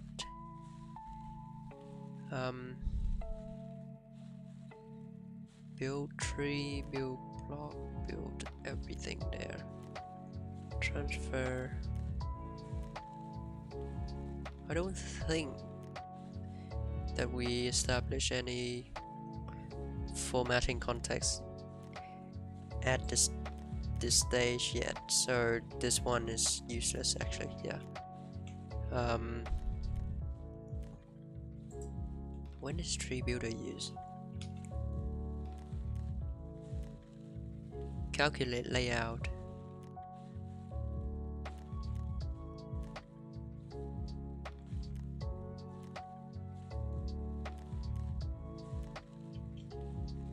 Construct the tree and then establish the context. Ah, right. So we established the context much later. What is that do?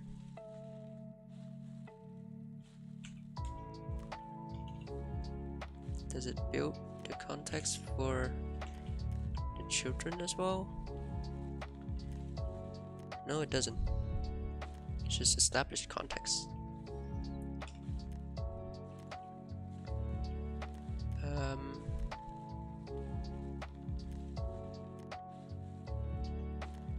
Okay, this is strange. So it does that, and it's run. Alright, when it runs, it create independent context if it needed. And that's where it established all the context, right? Okay, so at this stage, this doesn't do anything.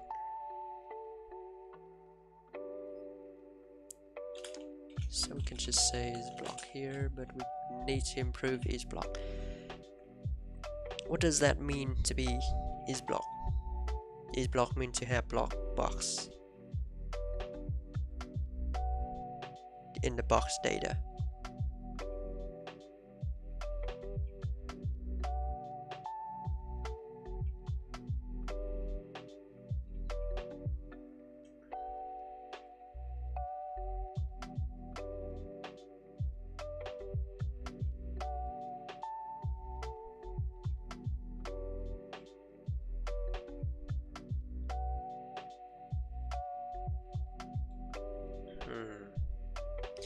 Or an inline box.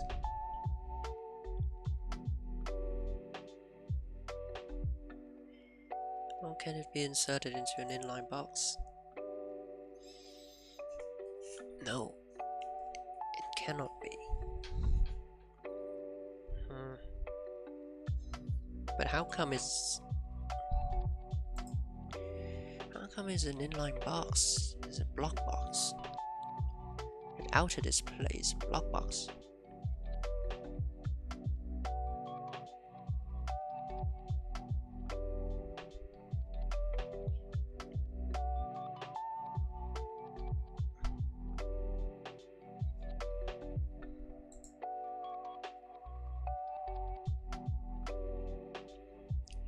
Well, or is it because can't have children?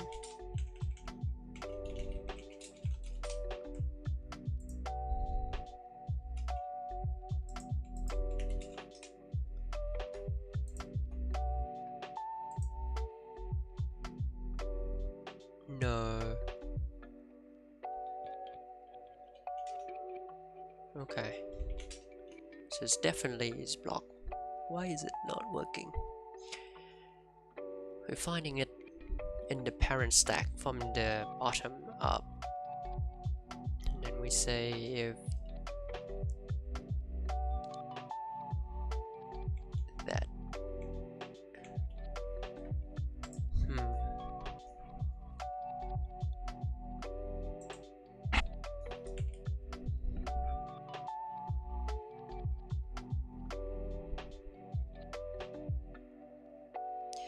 it's block box, then yeah, sure.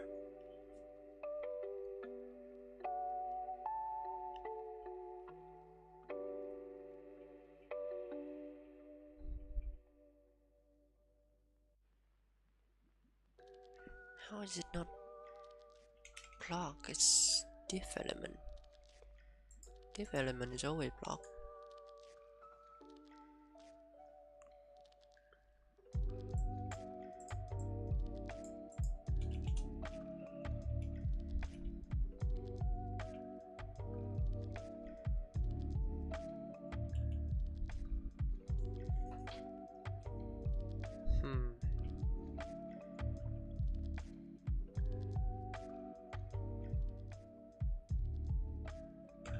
Is there any?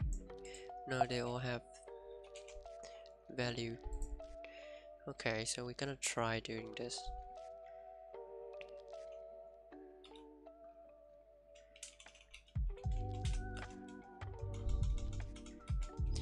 Gonna try returning this, but before we return it, I wanna say target parent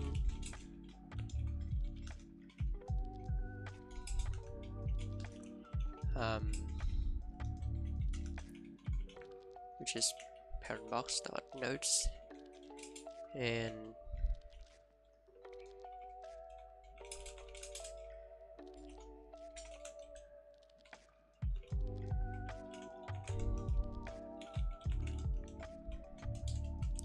for now let's just unwrap it.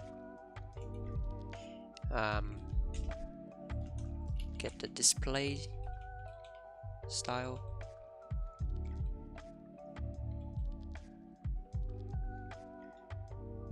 Get style property display.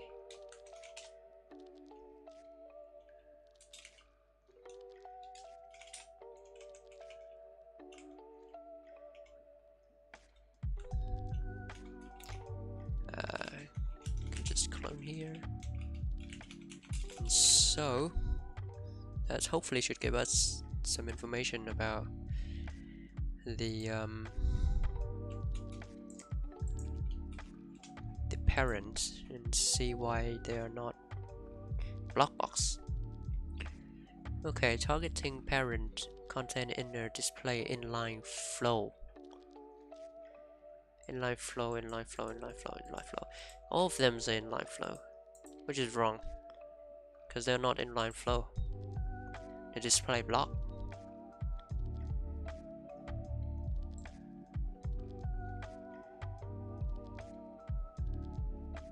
It's been mentioned from nowhere that is inline at all.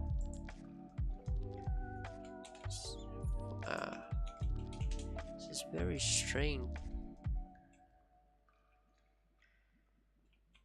Did I modify anything inside of HTML, CSS? Display block, yeah.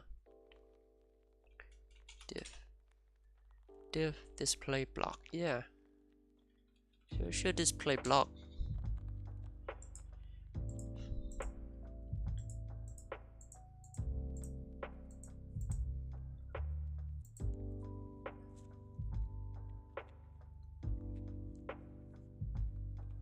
Or is it matching the different style?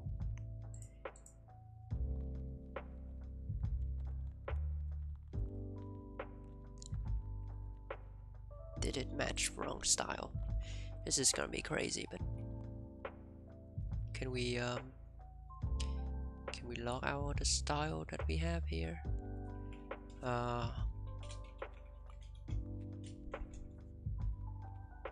Styles.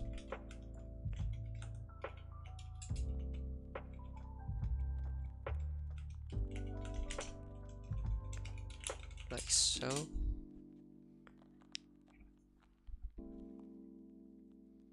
Yeah, that's gonna be simple, but not this one. This one is gonna be big. Yep, it is big.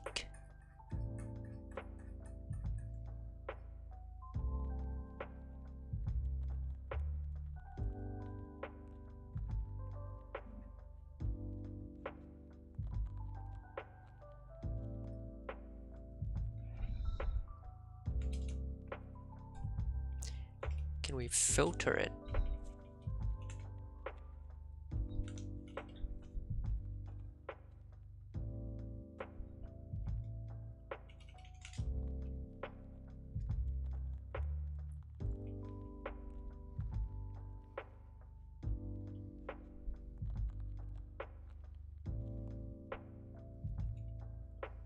Compute the style. Cascade the value. Give us a list of property and hashes.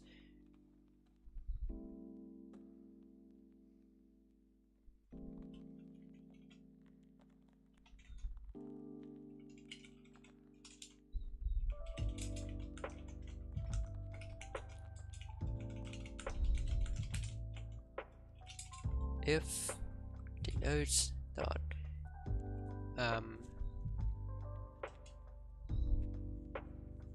as element, if it is element, if the nodes as element dot classless dot include contain. What is classless? Ah, right. Borrow. Contain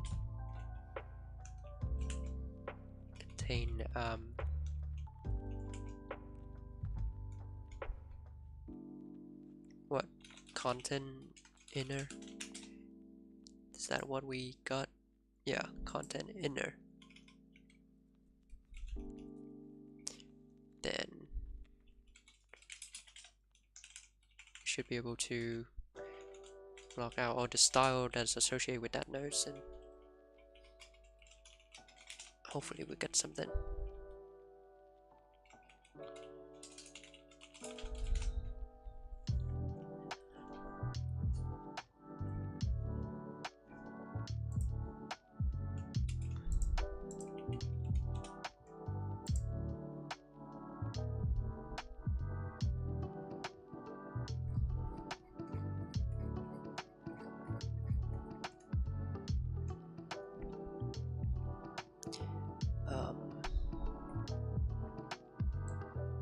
Yep. Block flow. Nah.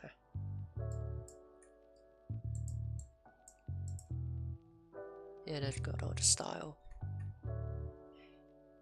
Okay, style here.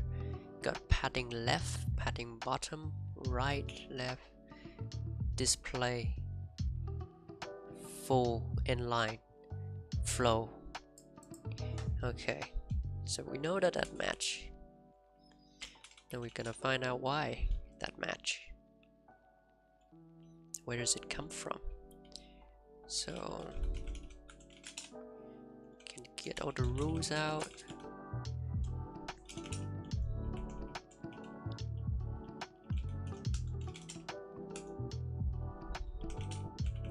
Actually, this should be the one. Collect declare value for each property found in the style rule. Yeah, that will be much cleaner. So we're gonna move there. See what kind of value been declared.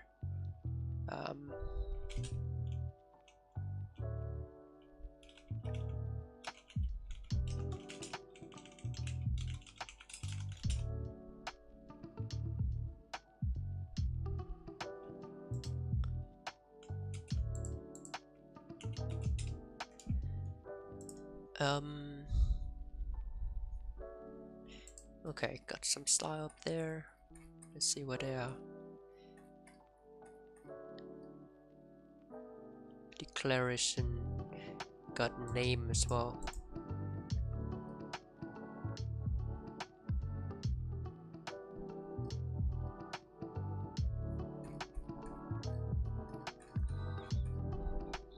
Oh, that been cut off.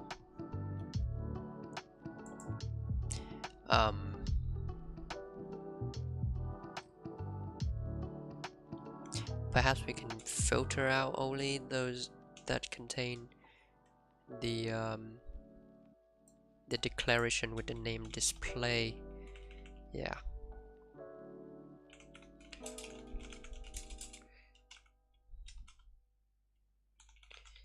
Either collect. Nah. Map. Filter.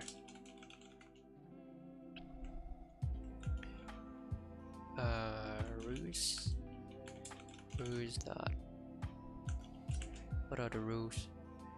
Rules are that. Rules are properties.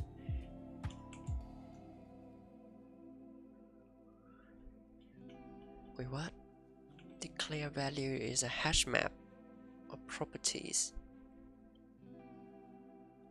Right, okay, that's much easier. Let's get it. Let's get it by the property display. Yeah. So we get every declaration that belong to a display.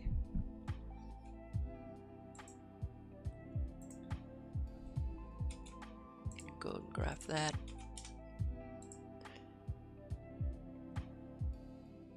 Yep. Should be shorter now. Doesn't seem to be, but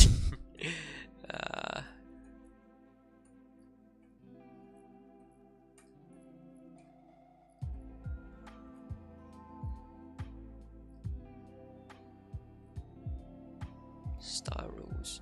Right, because this is include all the rules. Okay.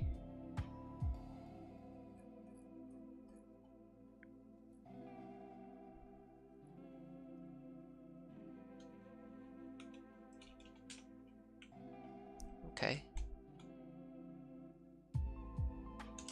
How about we not formatting it and then we do the formatting ourselves? Hopefully it's short enough that we can just copy it and format it.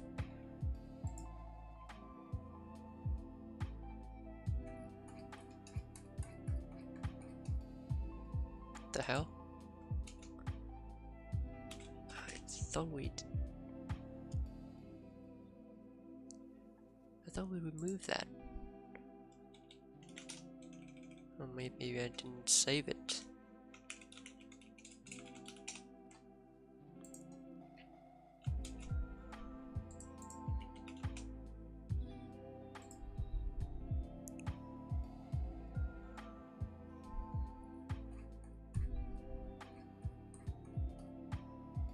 Okay, here. So we got property declaration, block flow, yes. Important false, because this is from user agent. This is the style that we specified in our HTML.css. And this is the style that come from the author.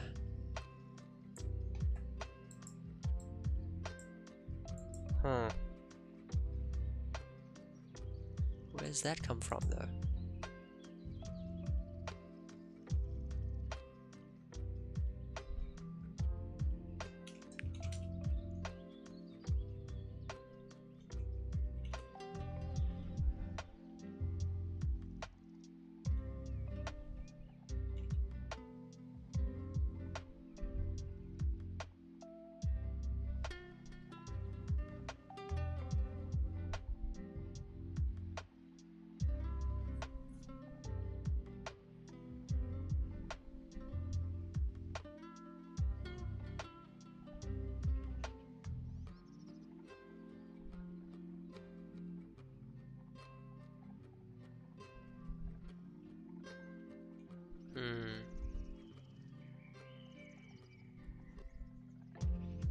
We'll get all the rules here.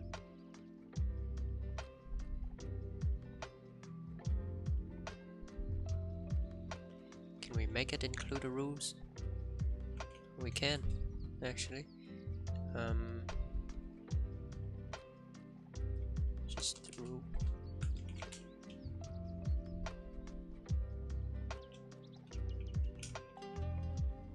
Definition.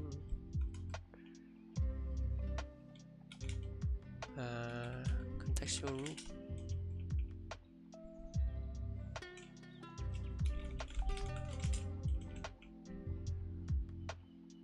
What? Oh, right, you can't do equal on that. Ah. Okay. We can just extract whatever we want from those things, I think.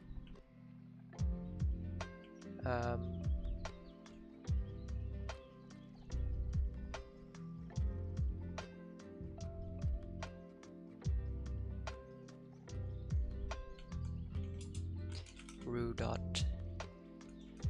What do we have in the rule that we can extract? Star rule. Selector. Declaration. We can just get the selector instead. Yeah. Yeah, let's do that. Selector.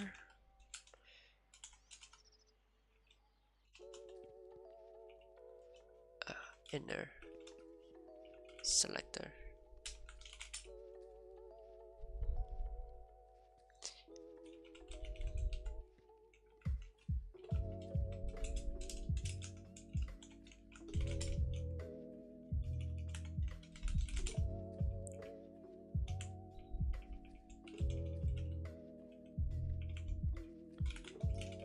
Could do a string here.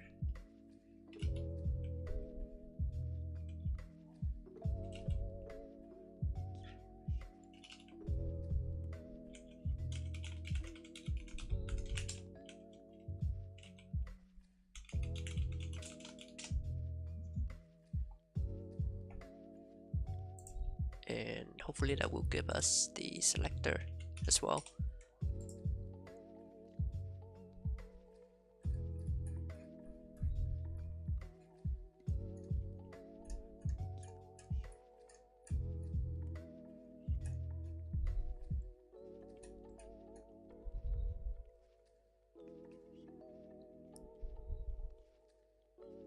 So this part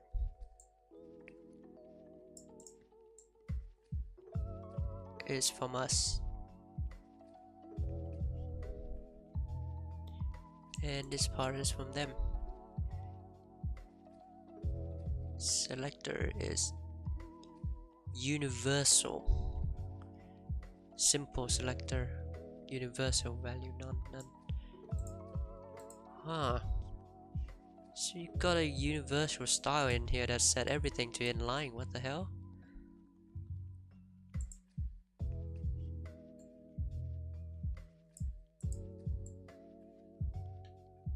Selector, simple sequence selector, universal. Huh. Very strange. And it's external, so we know that it's not embedded in here. This is one of the CSS file.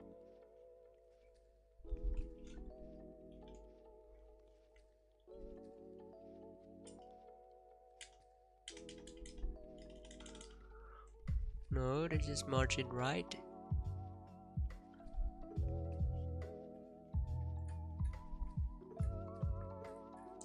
Okay, not in there.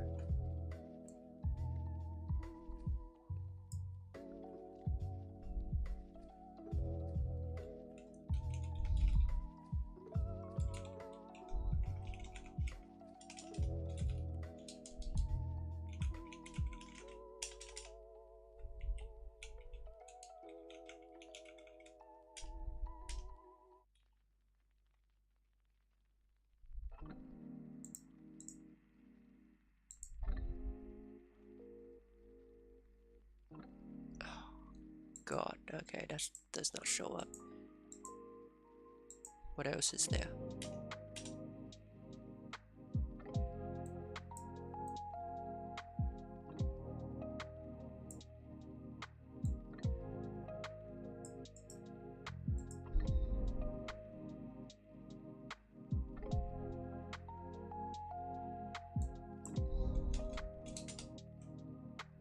No, it doesn't show up at all.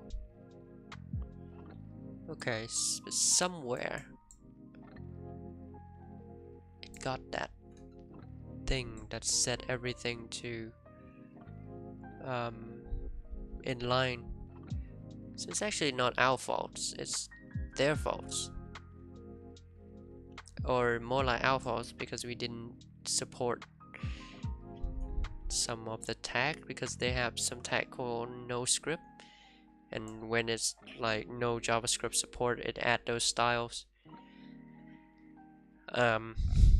So for that reason we haven't support no script yet, so we load those styles as well, so those styles is sometime like that. But it's still our fault, we still need to fix it. If we cannot find a parent that is usable for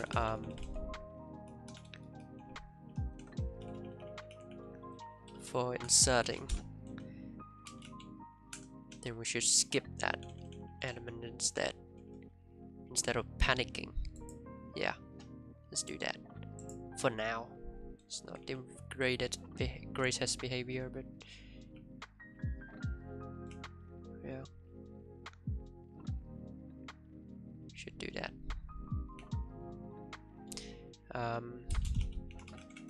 Tree builder.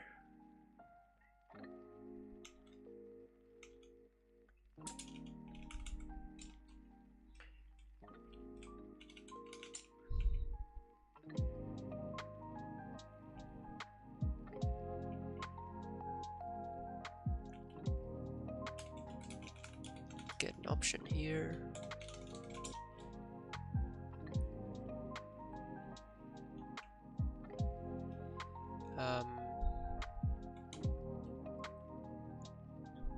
If let's some parent equal parents.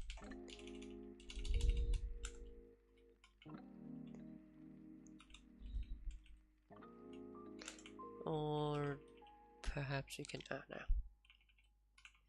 Let's do this.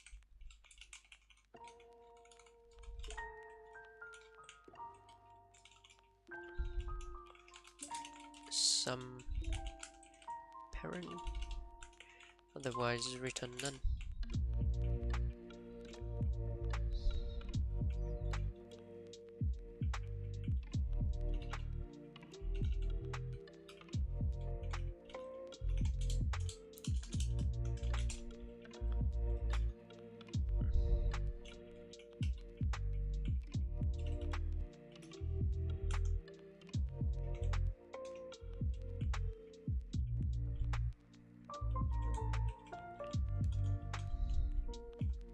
if parent dot is none,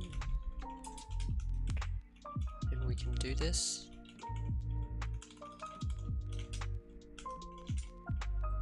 Then return.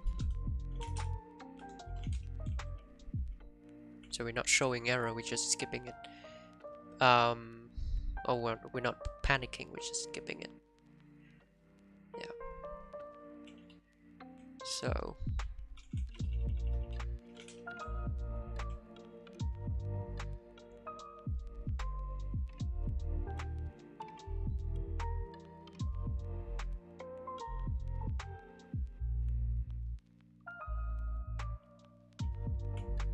same thing here.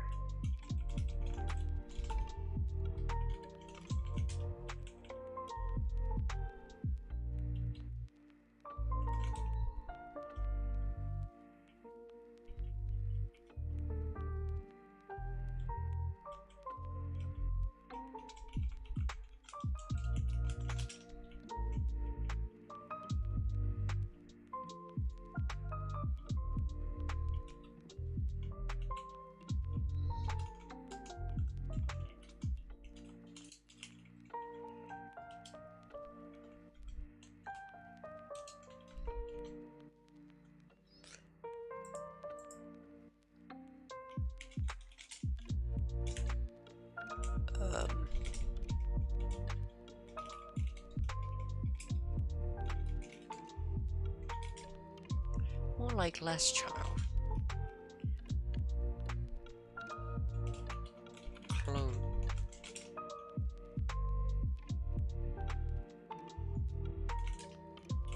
Alright.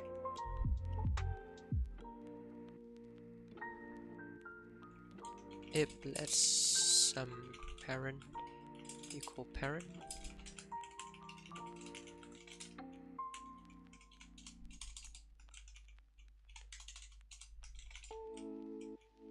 Then we do all of this.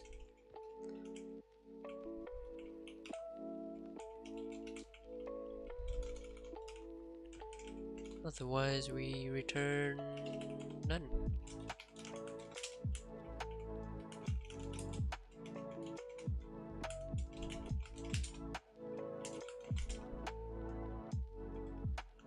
Return that.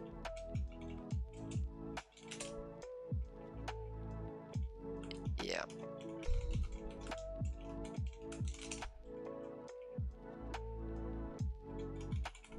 Clone. Does that work? 3 nodes. Right. Map.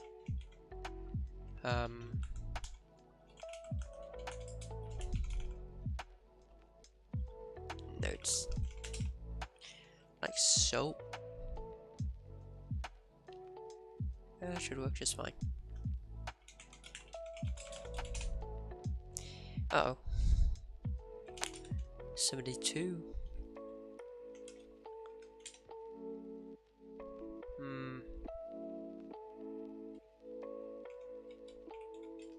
Parents equal parents dot unwrap.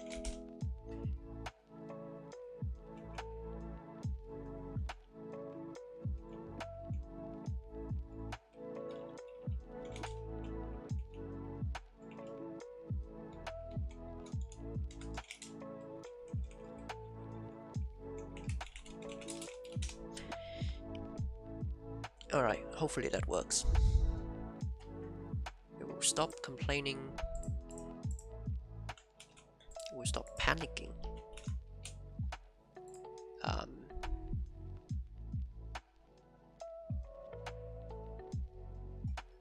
Well, yeah. Stop panicking, but it's showing quite a lot of error. Just because the page is weirdly styled, I think. Yeah, so nothing even show up, but at least we got a slightly more pleasant behavior. Yeah.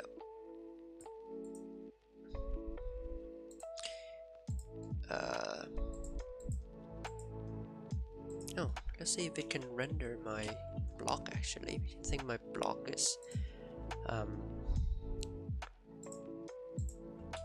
server-side render, so it should be able to handle it.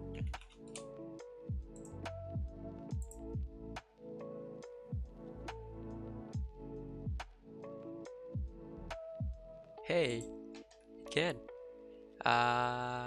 Scrolling is quite slow, but it can.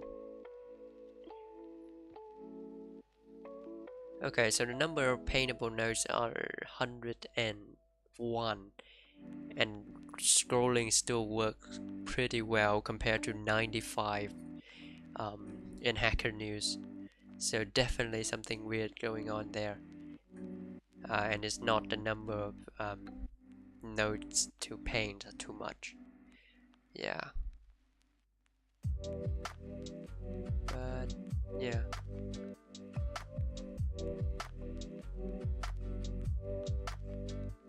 Okay.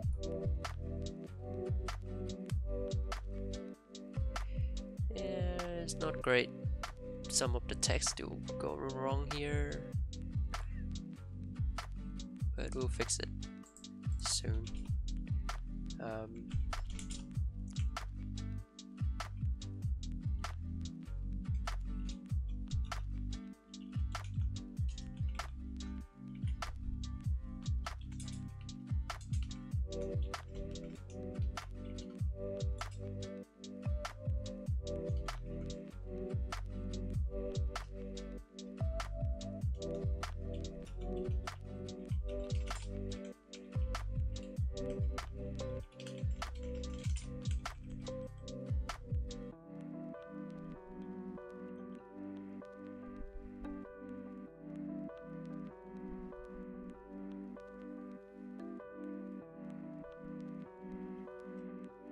Actually, we can do this.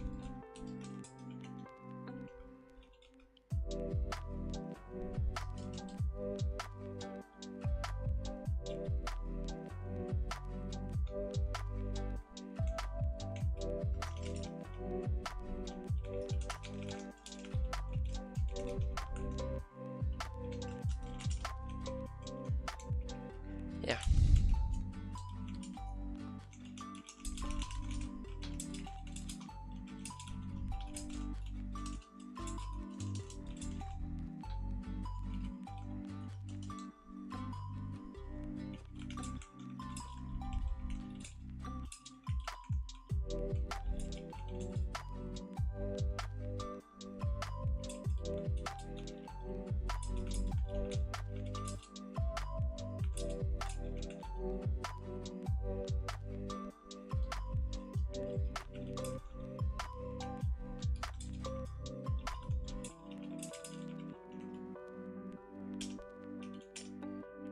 I wonder if we should skip it entirely or just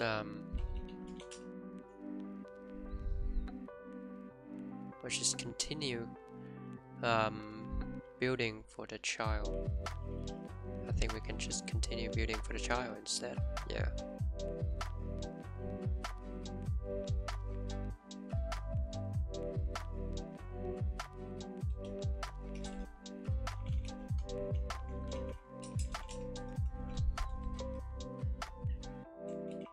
Else.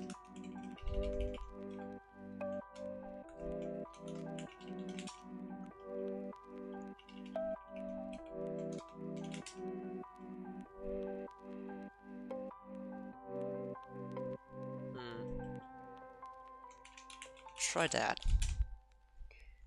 See what it takes us.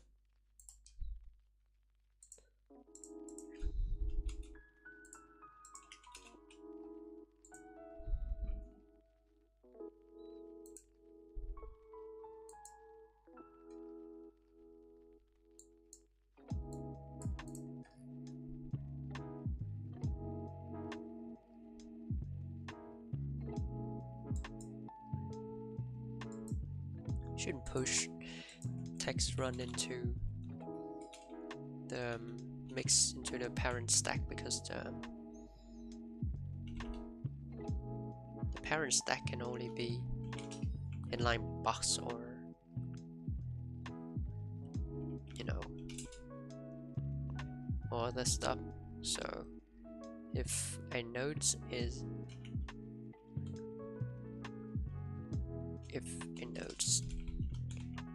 text, you just skip it.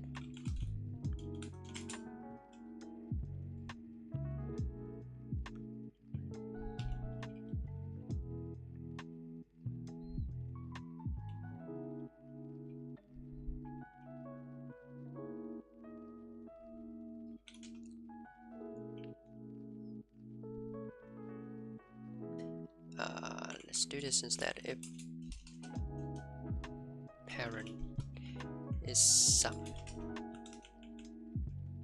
then we move everything here within.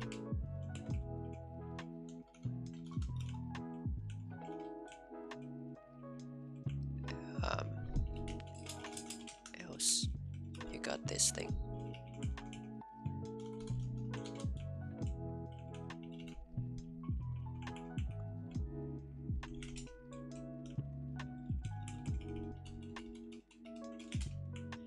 Okay, if we found a parent, if the nodes is text, well, we found a parent, then append it. If the nodes is text, then we don't need to do that. Yeah. Is element.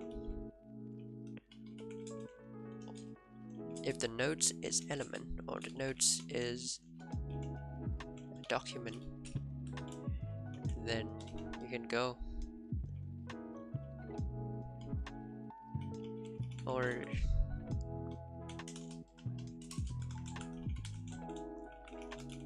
yeah, but that should be better.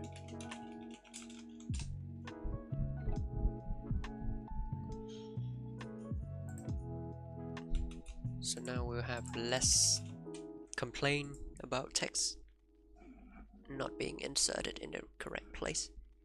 Yeah. Couldn't find the correct for footer because content in there is inline for some reason. Oh, that's so annoying. But that's what we got, so we're gonna have to live with it.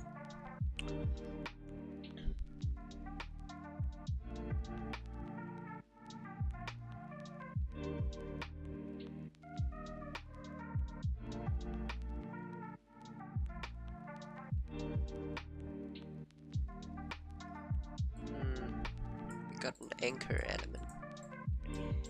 It's not being inserted in the correct place. Oh wait, no, it's part of the parent box. Yeah. Okay. Block box. Unknown element span.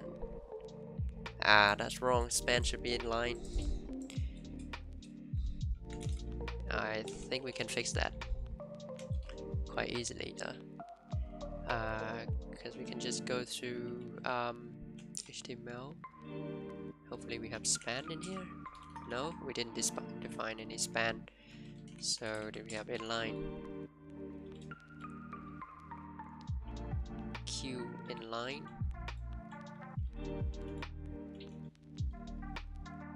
Okay, so next to Q, could do span. Span is always inline by default. So that should fix the dilemma of our browser not knowing where to put the span.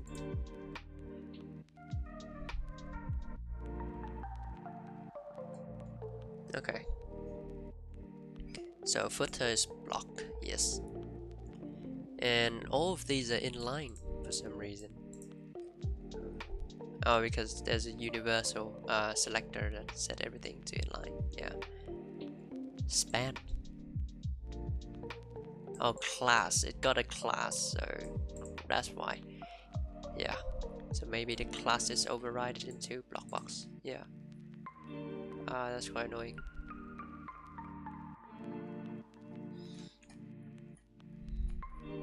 That's fine.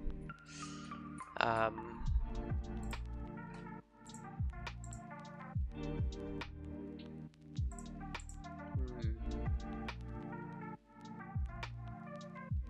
wonder if it can render. Okay, I want to try render everything now. See what can it render. Okay, it renders a bit, not everything, but it renders a bit. So probably MDN use JavaScript. I don't know. I want to render those old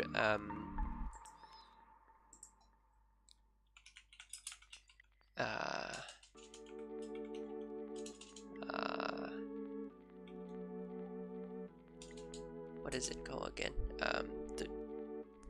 Because sometimes you encounter those pages that are from university that's, you know, really old, look like from 1990s, but works great on our browser. So I want to try out those things. But let's say, what is one of those page?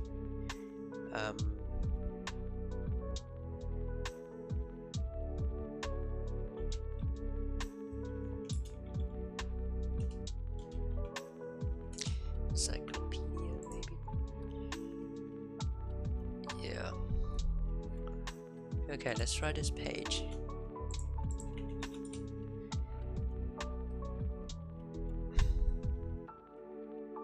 Because university pages are usually very old, they don't use JavaScript, so that works great for our browser, though it's taking quite a long time to render.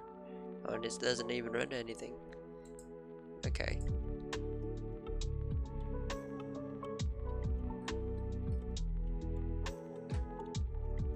What else can we render?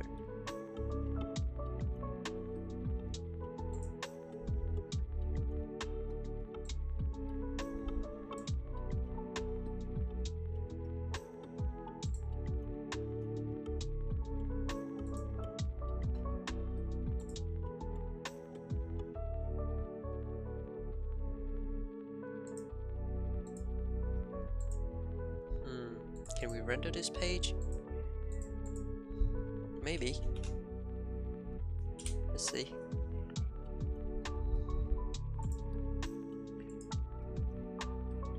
It is taking quite a long time. Oh, I'm trying to match elements. Trying to match Celeste on non-element on text. Oh, that's one of the things we have to change as well. And it didn't render anything. Okay.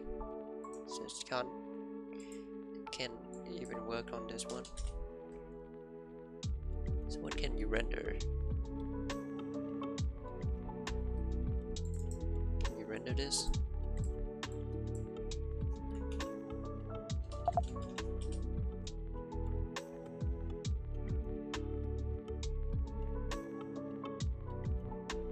Huh.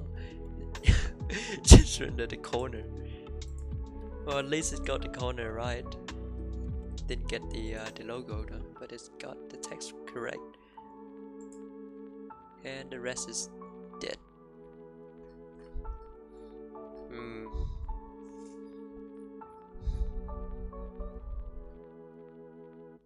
Oh well.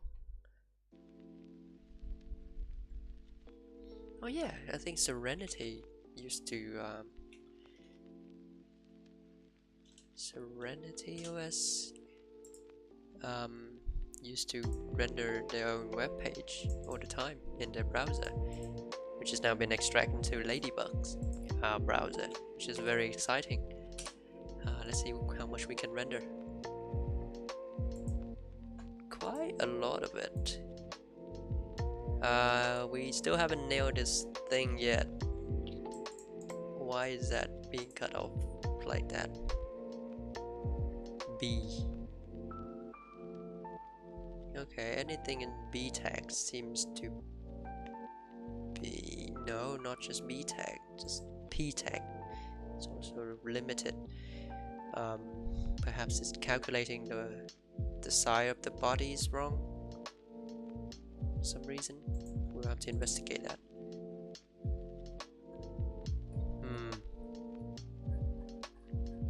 That's not right. Well, no, it's Serenity OS.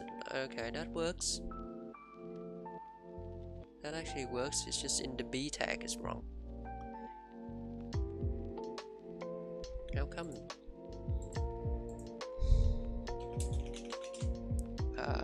Let's fix this first though.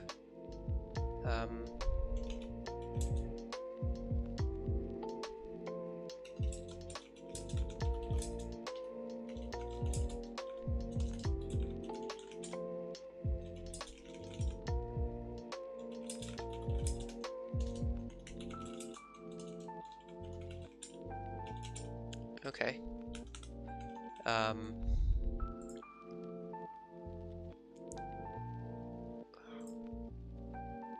We want to debug this one. Did we have a B tag?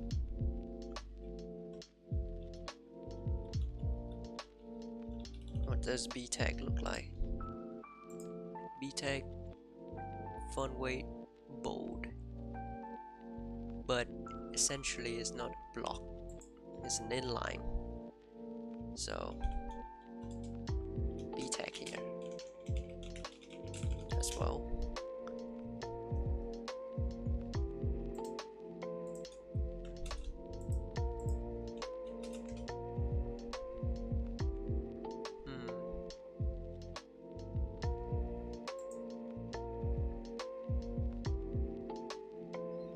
I wonder if we can just reproduce it with a smaller file.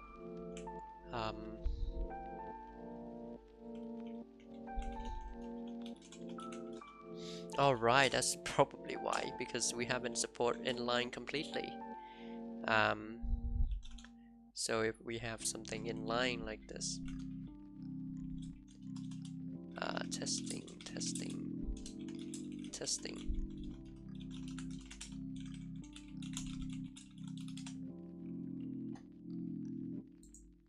and then we call inline here. Oh shit, it works. So why is that not working before?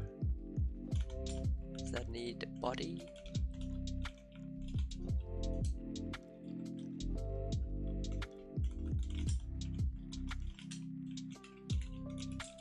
Well, in theory, that should not be necessary, but no. Maybe it needs to be in the new line, perhaps.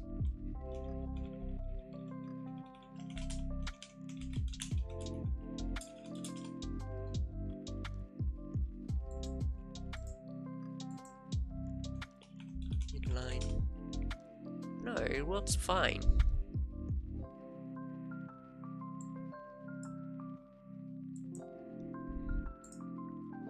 So how come in this case it doesn't? Perhaps it's go with an H1? Does the body have any particular style? No. So maybe it's been followed by an H1 that caused it. Here.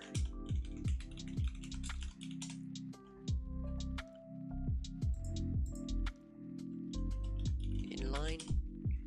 Right. Okay, so the bug is if there's an H1, then all the inline been broken like this, which I think is because of the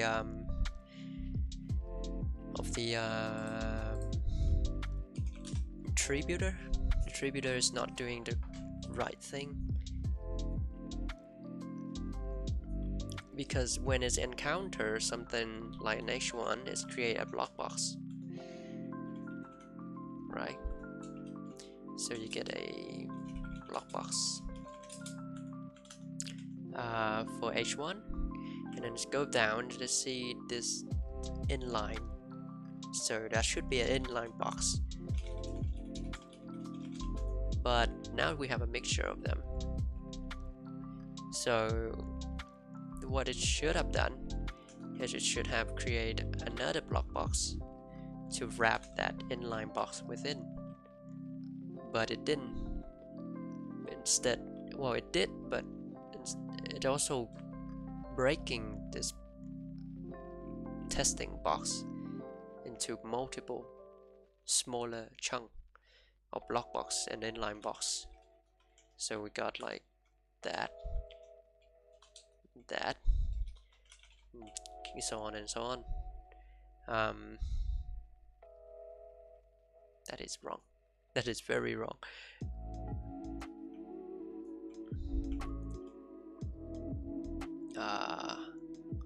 I wonder if that's the layout, or perhaps it's a layout.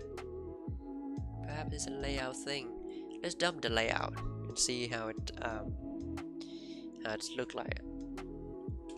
Yeah, could be the layout, could be the DOM builder, but nah, I think it's the layout. Let's dump it out. So somewhere in here we can just call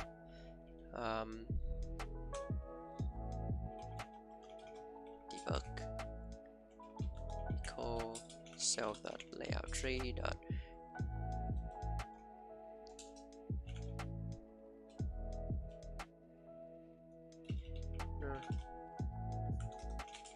Actually, we can just go directly in here, and here we can just print out it here. Yeah.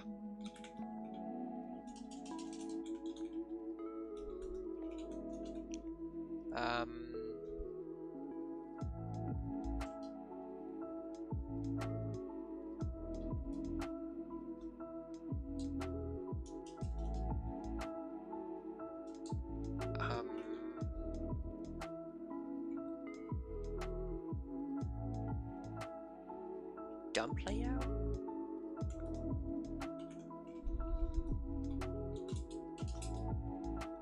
Initial box.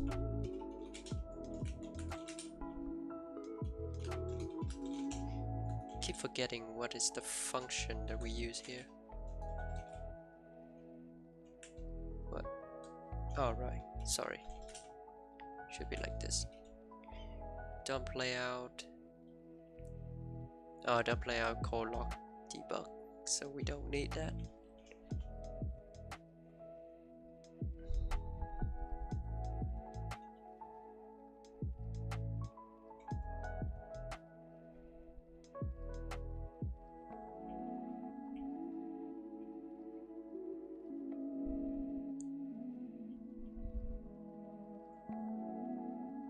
Oh, wait a second. Let's check. I think we did write some function for logging this tree out, but can't remember.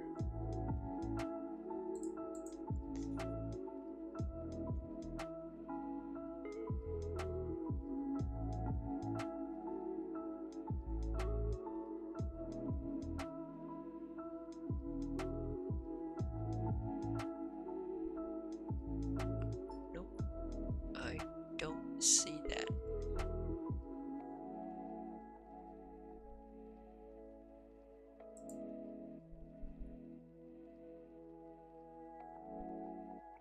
Alright, we did implement that.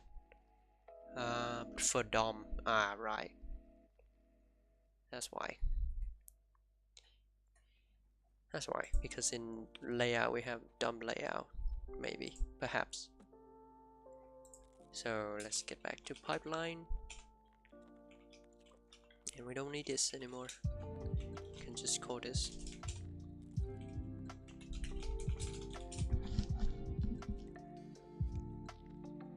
Yeah, that works.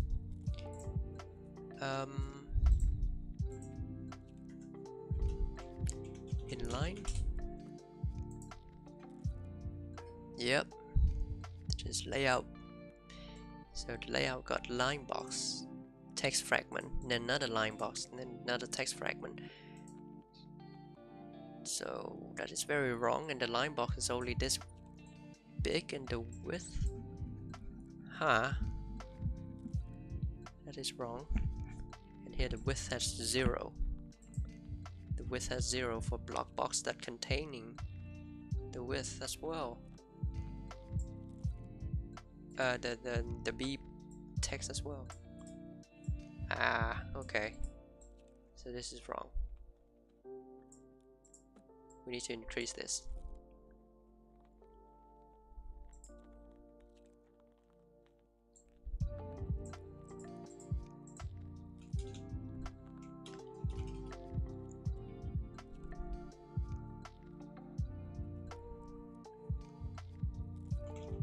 Okay.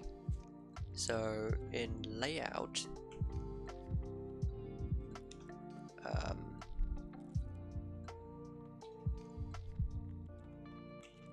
layout in tree builder. Well, no, not in tree builder. I mean, we can just dump out the layout after it's just been built only. Yeah, because that will give us the tree before it's been broken out.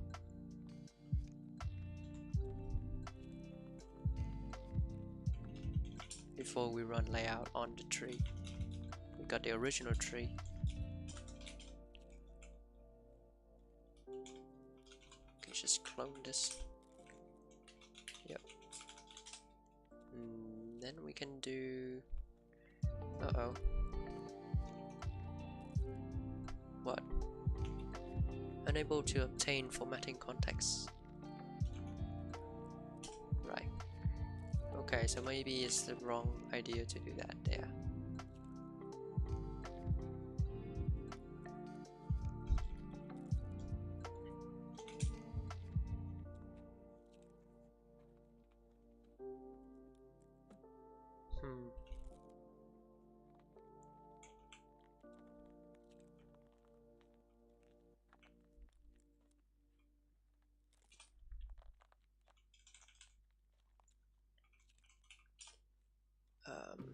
Block.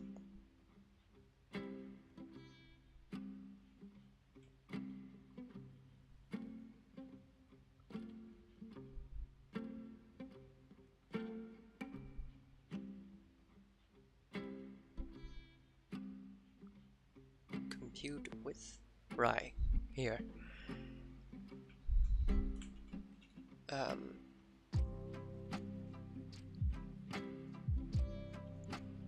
Who used compute with? This use it. Compute with.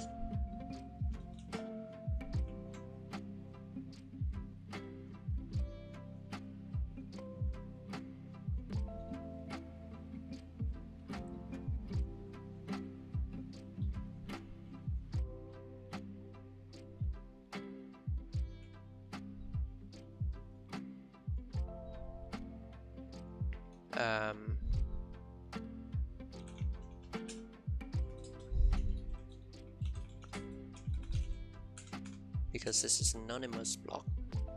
Anonymous block should have the width inherit from the parent, I think. Content width containing block width.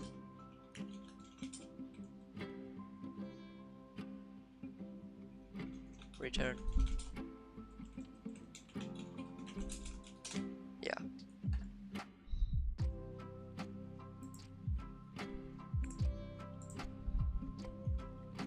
Inline. Yeah, that'd be better. Yeah. So whenever we run block formatting context on an anonymous box, then it should inherit the parent, the containing block width, instead of having no width at all, because that's wrong. And so if we start rendering Serenity now, it should work.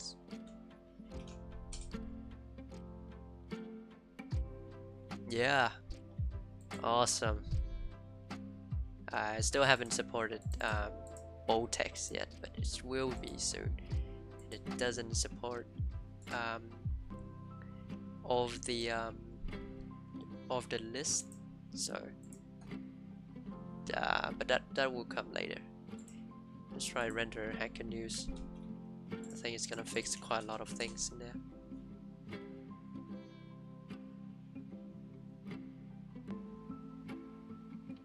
Oh yeah. All right.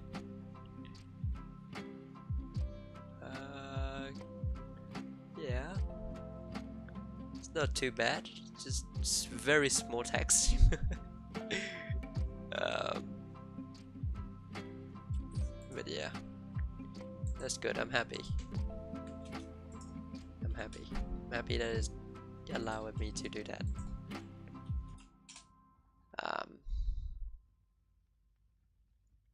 Yeah, the next thing will probably be supporting how do you call it? Bold text, custom fonts and stuff. Because that would be fun, and then we can support list rendering, because then we can have a home page for our browser, so we can navigate into different example without typing the in the address bar every time. We can just click on things and navigate to it. Oh well, we have to also just implement link clicking and link navigating and stuff, which is quite a lot, but we're getting there. Yeah, looks awesome. This looks awesome. And then we also have to implement image rendering. Oh, I want image and rendering so bad. It'd be really nice if we can render all of these pictures. Then we can have our own page for the Moon browser. Oh man, that'd be nice. That'd be real nice.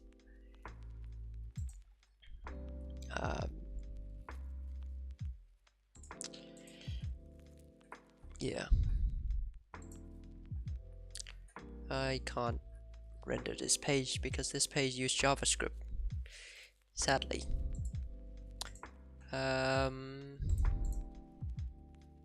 What else do we have in the task list?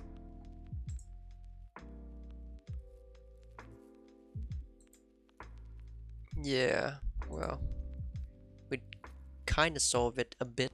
We improve it a bit, not all of it, but yeah, it works. Kind of. Also, we need to improve margin collapse.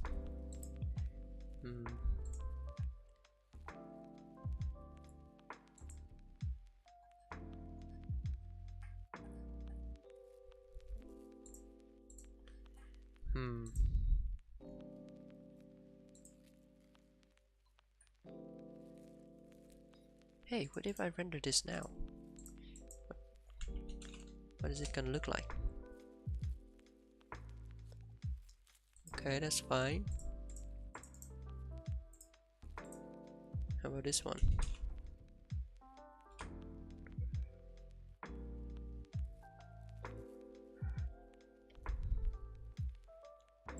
Ooh. Ooh. That looks more like it. Ooh, that looks... Oh, that looks pretty cool. We still got some... Oh, did we... Oh, I think we also solved the problem where we have a big gap at the end of the page. Let's... Why? I don't know. Maybe, maybe not. But look at this. Oh god. That looks so nice. Next thing we can support custom font. I want a custom font now. Let's see if this solve the issue with my friend's webpage. No, we still have this big gap here, which I don't know what it is. Actually, can I fix it real quick before I end the stream? Yeah.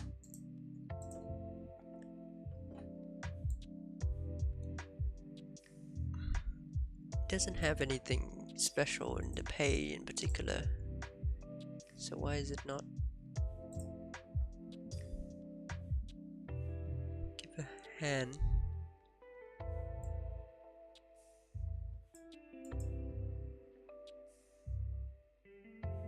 To control the machine, which is the last line. So that's correct. So what not correct? 556.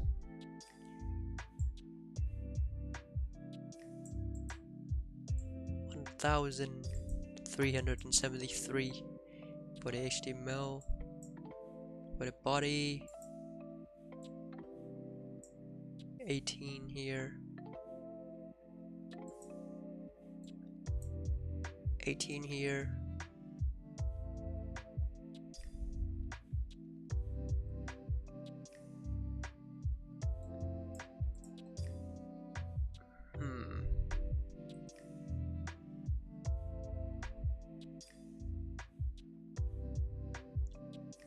This is very difficult to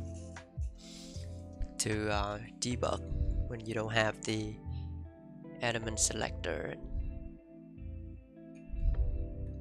We could do the good old trick of adding borders to everything and to see which one sticks out. That'd be fun. Let's try it. So this good old trick is border 1px solid red for everything, and hopefully we get a nice little box there. Oh, everything got 1px of border, but that is bordering the whole thing. What the hell?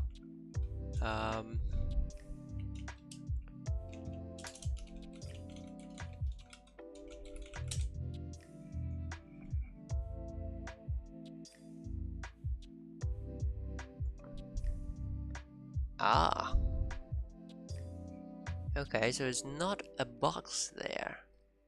It's the whole page there within here. Okay, whatever containing this Github things and all of this other thing is taking quite a lot of space here, and there's nothing here, so it's miscalculated the height of them, perhaps. Try to see. Maybe it's the main. Yeah, it must be the main. So what caused the main to have such a huge page size? Margin. No, the margin is correct. So what caused it? Margin, margin, margin, margin, margin, margin. Margins look correct.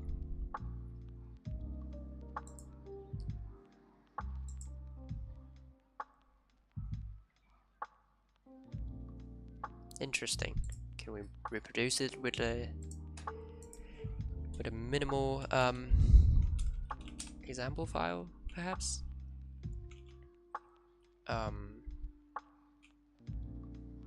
Let's try it. Picture. Wait, hang on.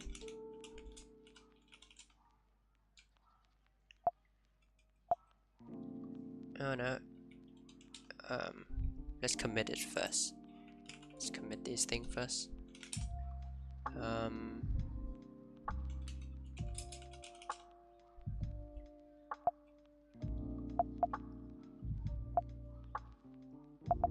Yeah.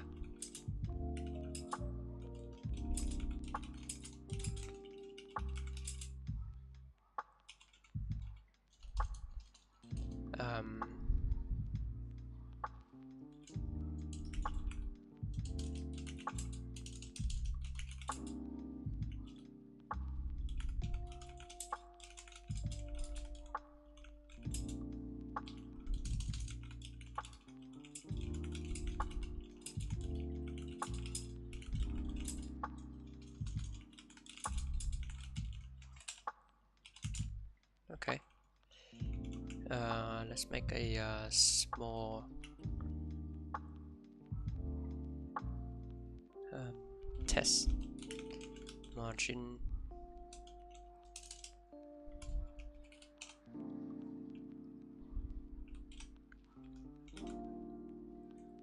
Let's copy this code.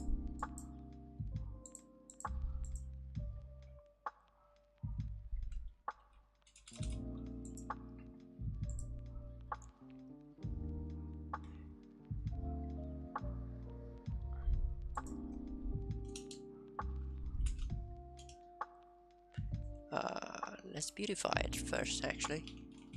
Beautifier.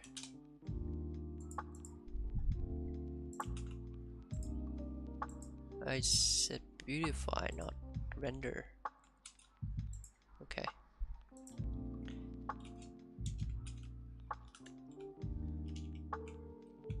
Oh, my bad.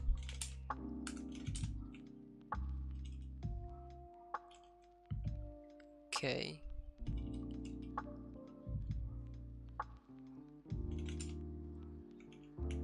Test margin CSS, so it's easier.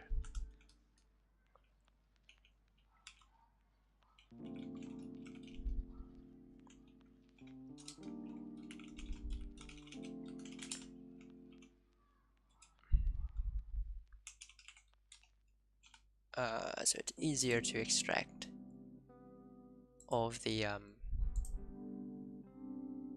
style over.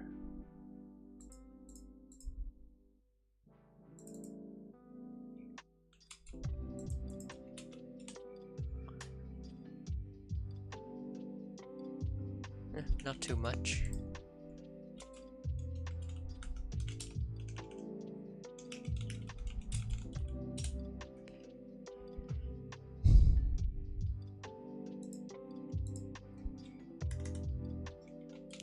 Just the margin.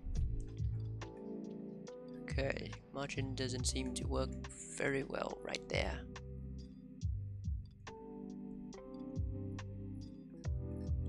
So what caused it? What if we reduce the number of article until we have only one? Does that space is fixed?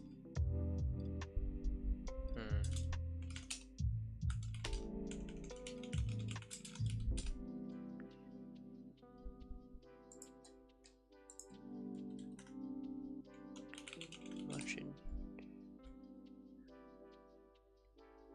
Damn. One way to check is if we move this up. No. Okay. So if we increase it,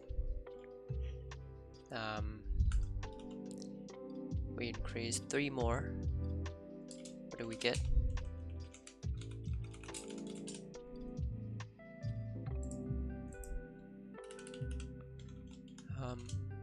Margin.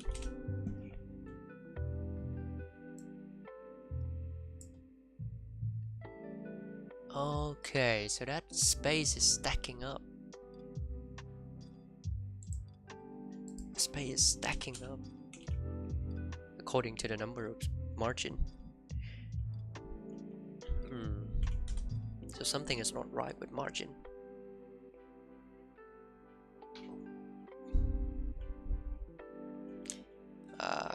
Calculate, compute the height. Perhaps this is the one.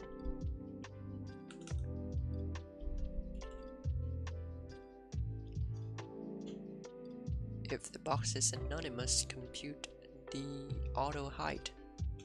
Is the box anonymous?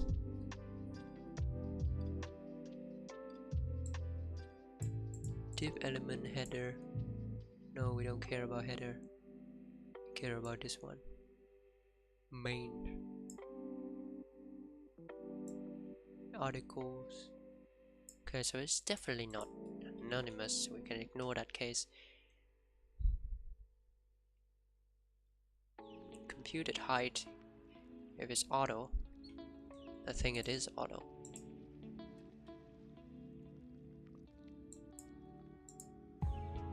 Right? What is it, the default? Default CSS initial value.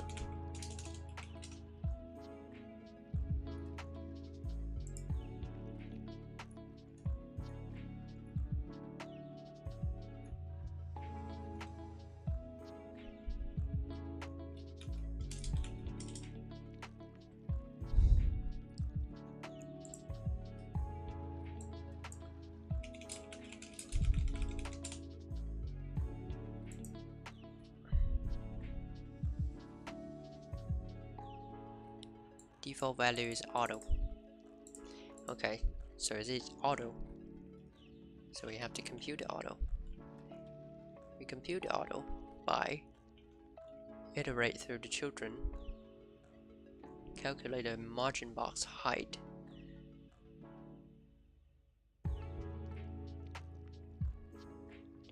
then accumulate that. But in truth, that's not right, because we also collapse things, right? Because we have also collapsed margin as well. You know, like if block boxes are stacking on top of each other and they have margin, then the margin should be collapsed. We call it margin collapse, but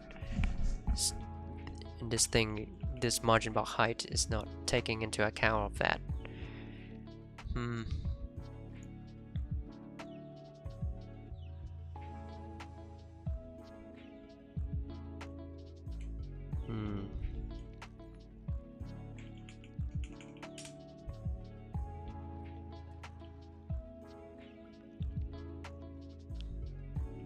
I wonder if we can keep track of that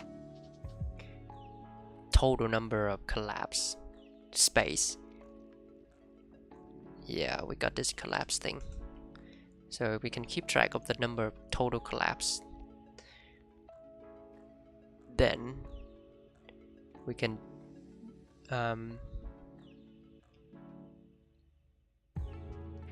just subtract it.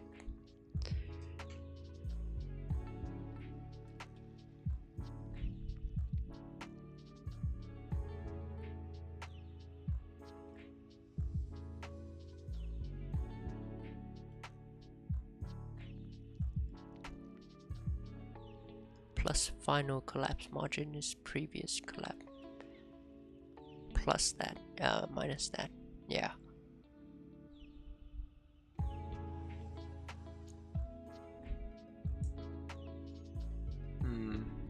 We didn't save it. Can we save it though?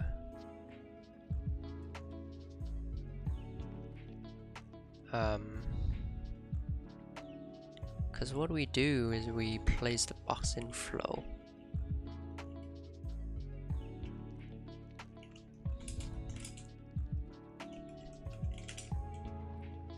Let's try this thing. This is not the best thing to do, but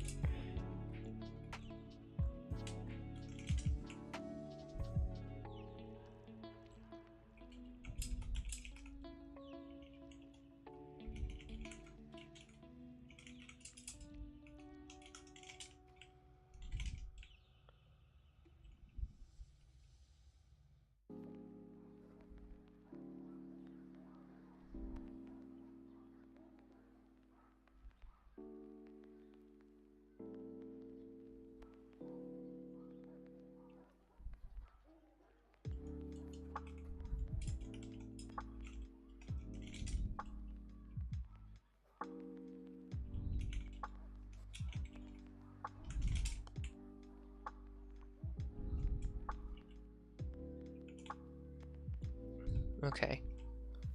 So we can just do here when it's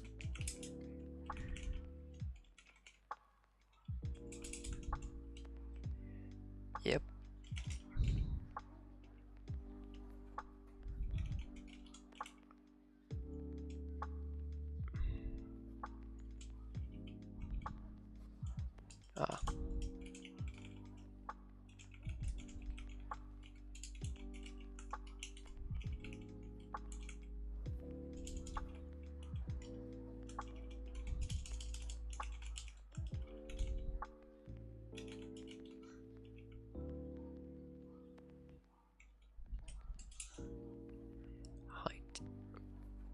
minus no content size, height minus total collapse space.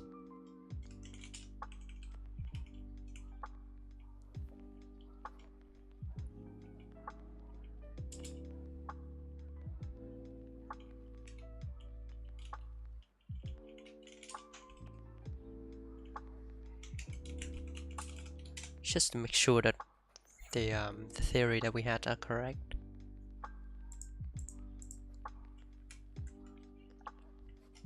Margin. Okay, that's not right. But that did fix that. Yeah, no. No, that didn't. That didn't.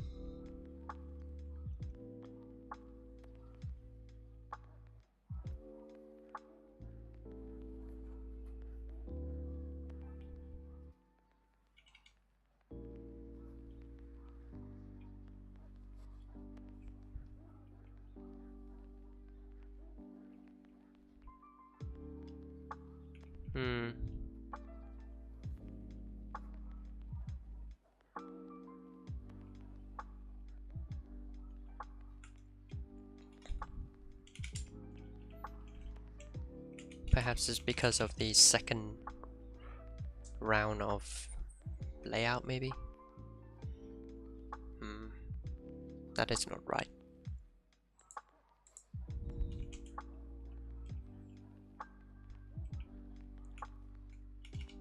Right.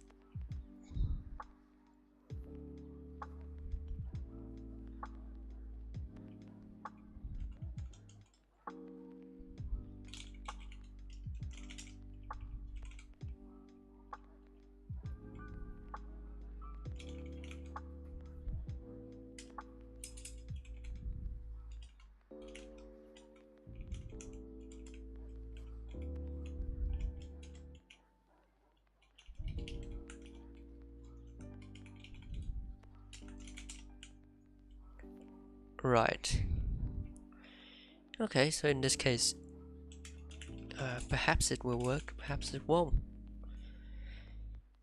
We'll see. No, it didn't work.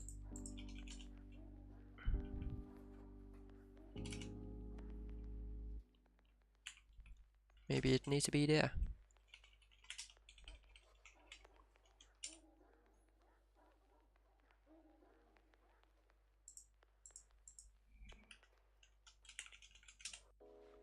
Yep. Okay, seemed to fix it. Nope. It didn't? Yes, didn't.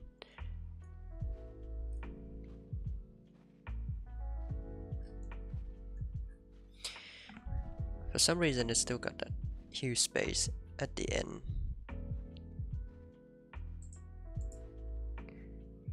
Maybe it was the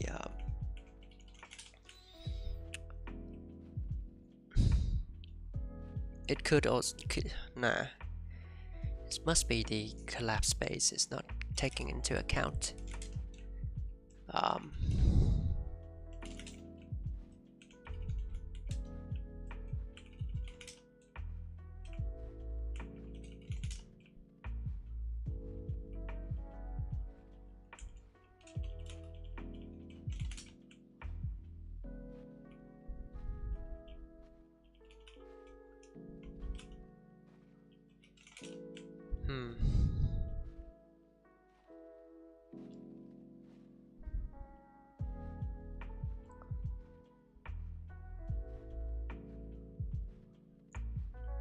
Just place the box in flow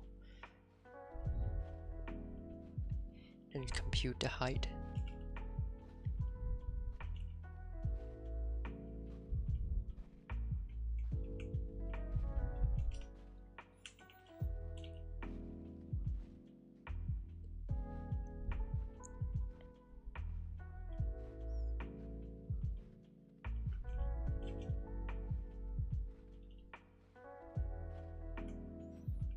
compute the height by going through the list of children. Get their margin box height. We get the, I mean, instead of margin box height, we can just get the content height.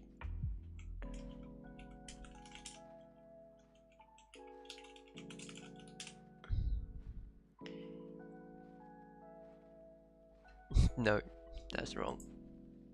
Because the content doesn't have anything.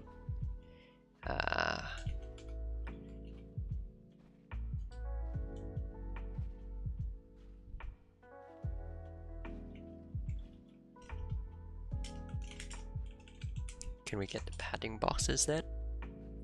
Perhaps.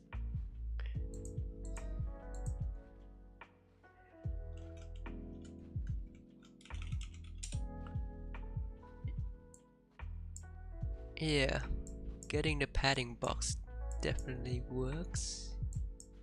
Well, no, it didn't. It makes things even worse.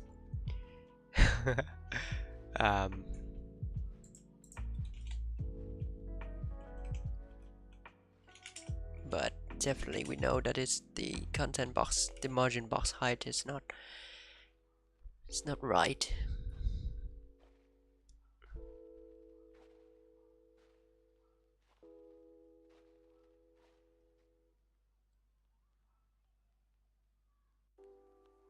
Perhaps calculating the height in this style is not a good thing to do. Perhaps we can keep track of the total height and then apply it at the end.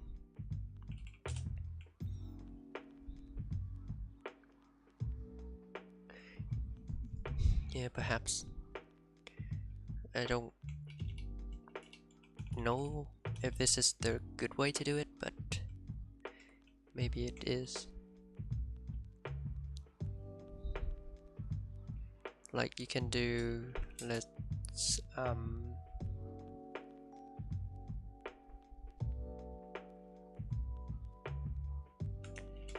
well, actually no, you can just do this. You can just go to this, compute auto height. Auto height will be equal to layout nodes. We'll get the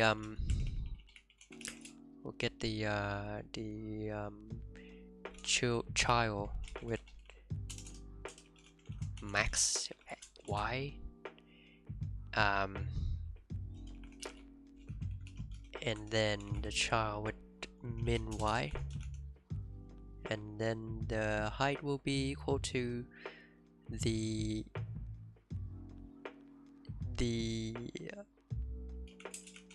height will be equal to the child with max wide y plus the height of it, and then minus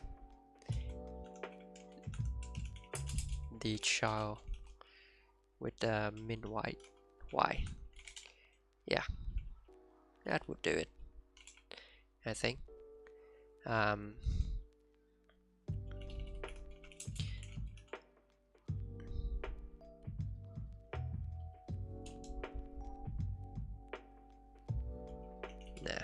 that's child, which should in this case is a block formatting context, so it's always gonna be the well, no, sometimes you got nodes that are stacking on top of each other, but they have collapse margin that is so great that they shrink up, maybe.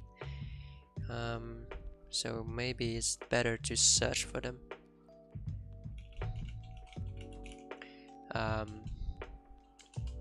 Max y. Max y will equal to 0 for now. Min y will equal to 0 for now as well. So we can do, let's make this mutable.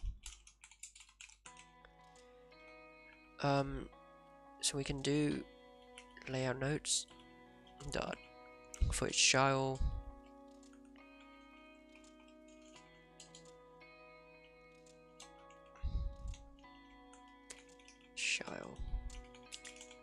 Child. You could do if the child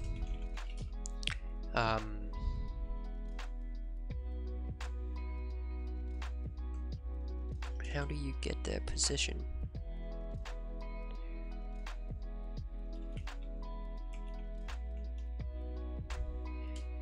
Right.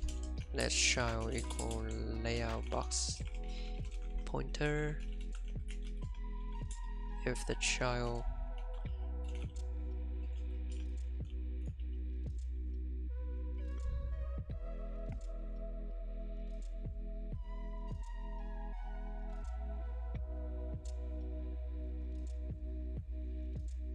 let's get their absolute position. Wait, is that a wise move? No.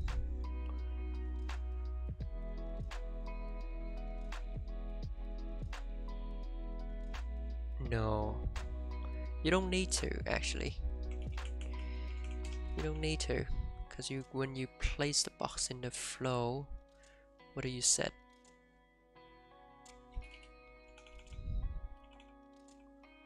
Place the box in the flow, you set the offset, so just use the offset instead. Yeah. So offset y is greater than less than or equal min y, then min y will equal to that child offset y less child y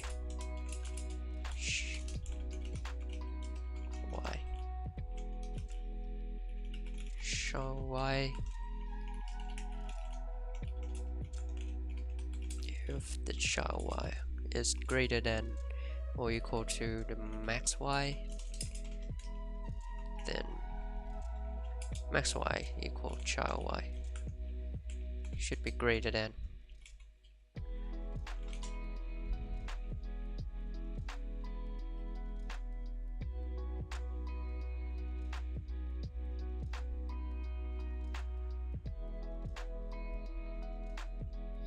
Well, the min y should be the first one. Can I do this thing? Like, iterate children map and child, map it to child,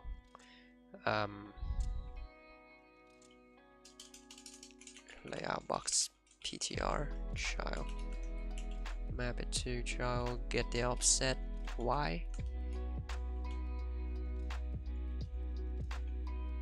then call min. Does that work?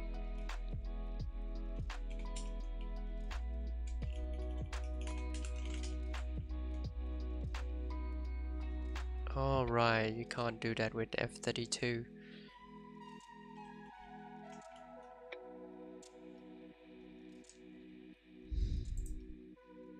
Can you, Russ? Ada min F32? Yeah, how? Okay, so I need to fold.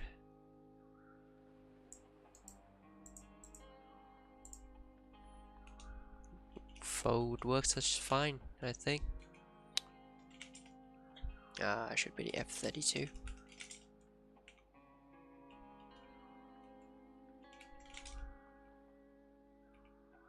Yeah. So that's min x.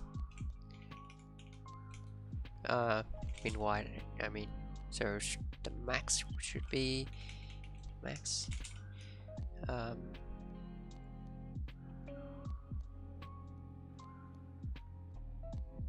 Wait, what is this?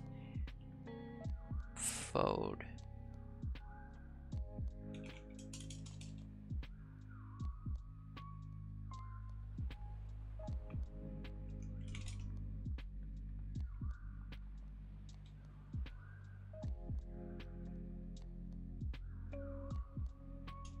does this for do? For have the initial value. Well, the initial value should be the first child,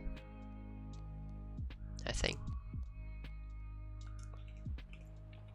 Let's init child offset equal layout nodes dot first child dot unwrap.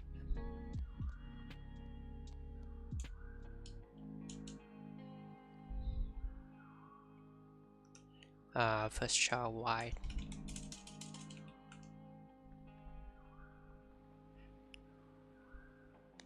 Actually, no. Let's just keep it 0. What's the matter with that? No, it should be fine.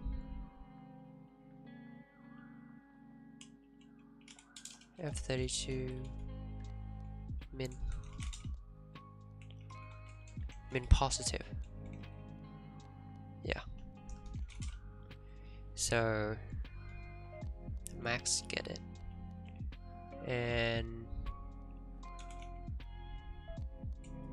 this also min positive.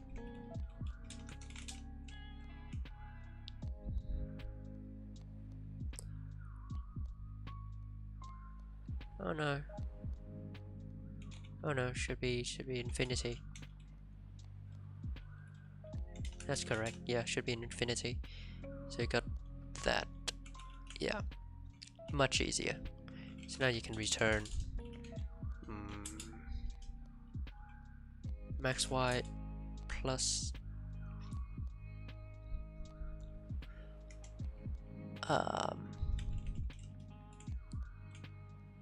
then we want the max wide, but we also want the height of that specific max wide thing.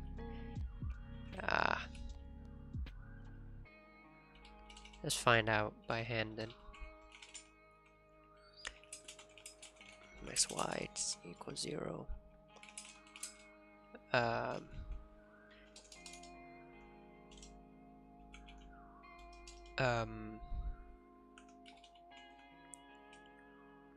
Layout nodes for child. You can get a child, then you can do child dot offset. Can you?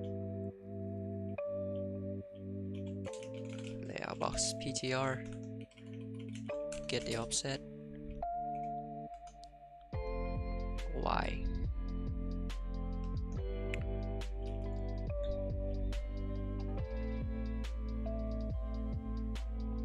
Hang on, you don't need that.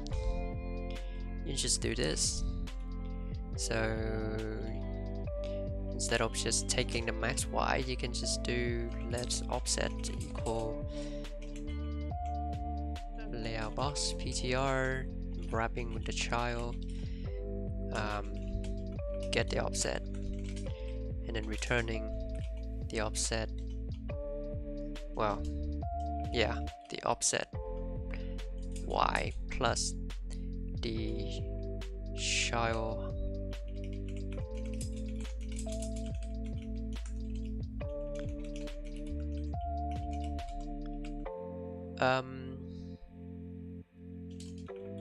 content size, height. Nah, should be margin box height.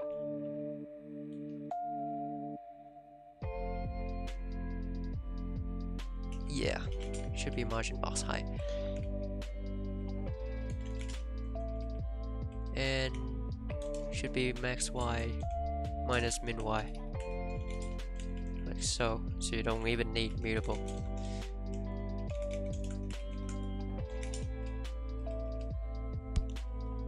Looks cool. Let's try it. Hopefully that'll fix it. Then we can. Ooh. Alright, that's not right. Shouldn't be margin box then. Should be just content size, perhaps.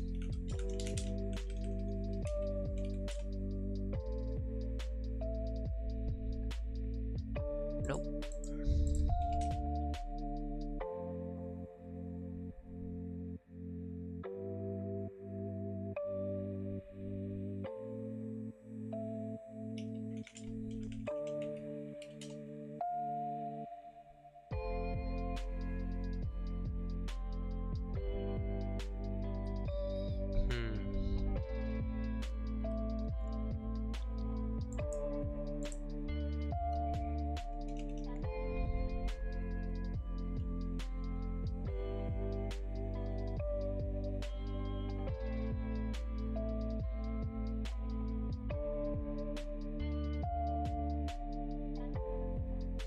min y. Yeah, the minimum y should be 0.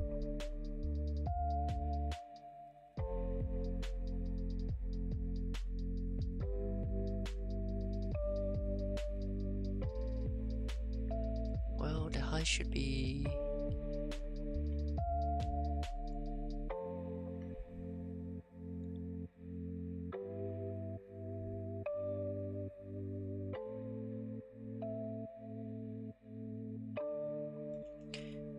just an experiment. In good cases, in happy cases, the height will be the last child.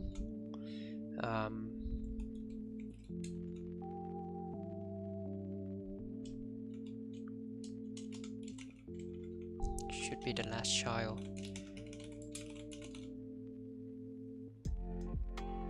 Why?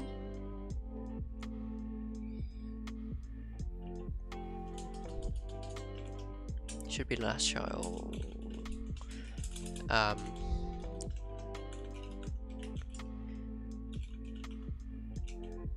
Offset y plus the child margin box height.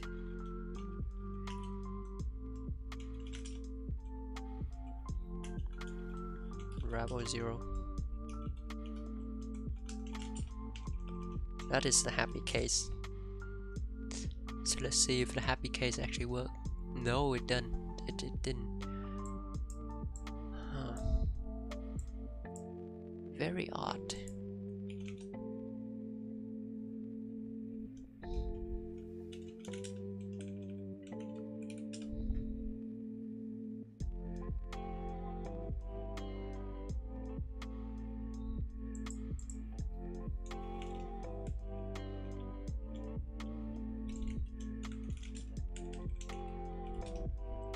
What does that give us? That gives us nothing, right? Okay, so it does work. So why offset? Why is not working?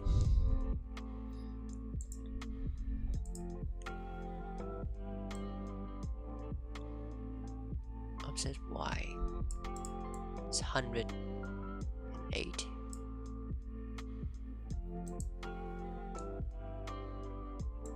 Oh, perhaps you need to minus that.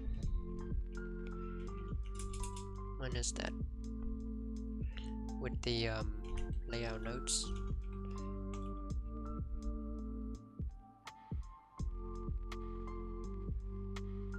No, offset y is relative, right?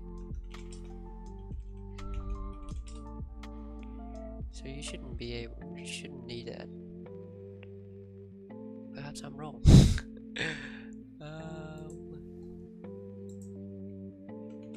Margin. Yeah. Yeah, that's definitely not right.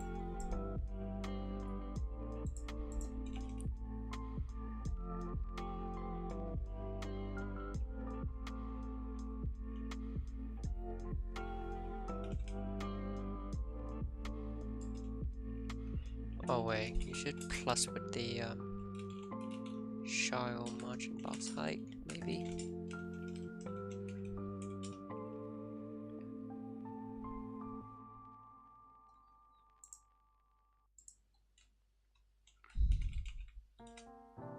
Nope.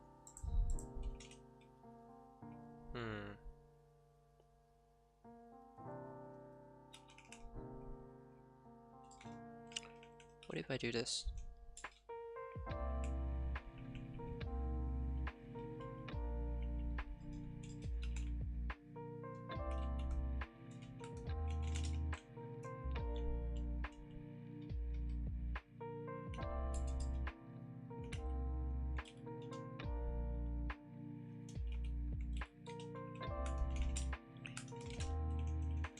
That does not feel right, but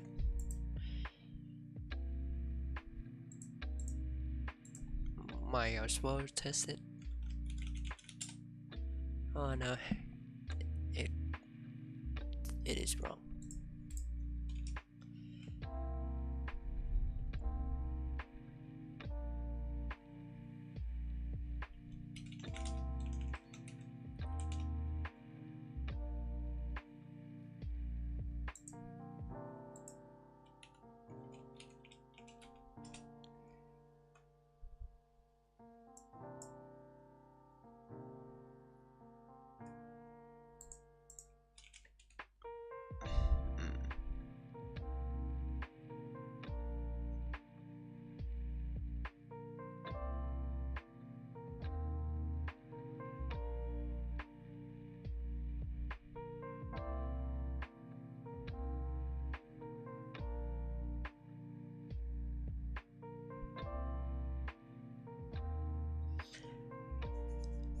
It should, the last chart should have the correct Y. And then you can just add it with its height to get the final height of the parent.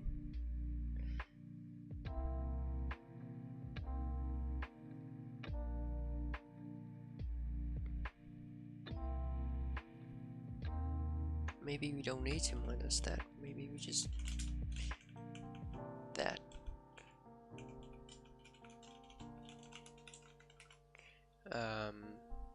Min y min max y.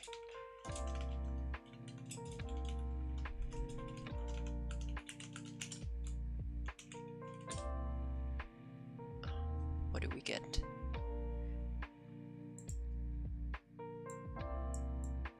36, 72. Well, 36 here.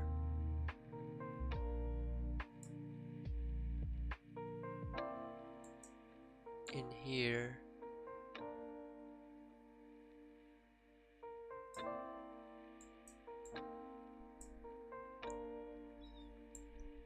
$36, 72.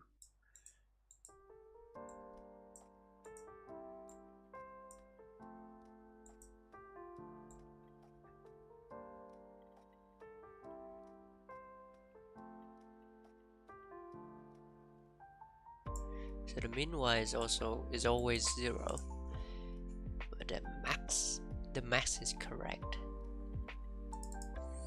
72, 108.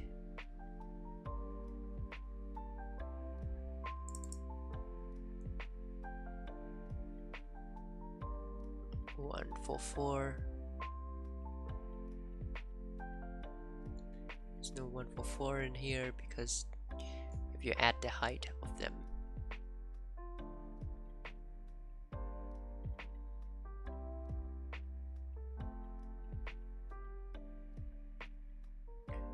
So let's say 72 you add with 36, then you get like 108.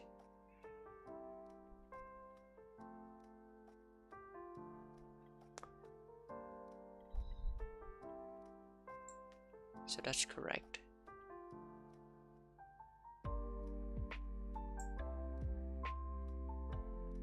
Right? No, actually. Because these thing doesn't have height.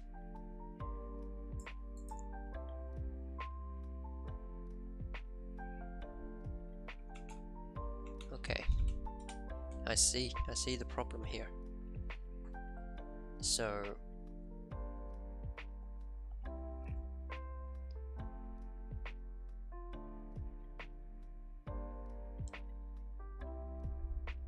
margin box height is wrong, I think.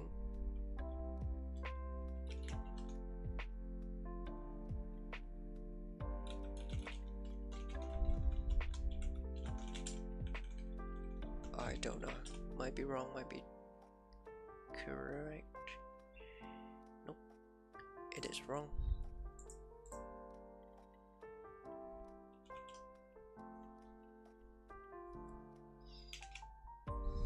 Why is that? That has height 0, that has height 0, all of them is a height 0. What is the last one? The last one is 108.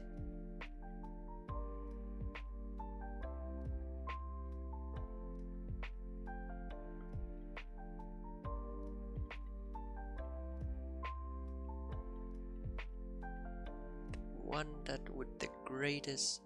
So let's take this as an example. The one that with the greatest y in here is 108, but the content height of it is 0. So essentially the height of this one is 108.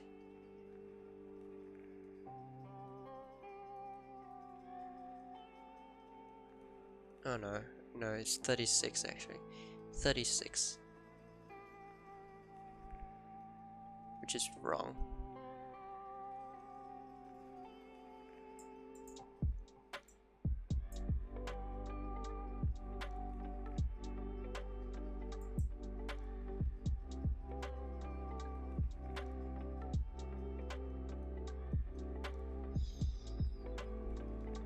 Oh man, what the fuck is that?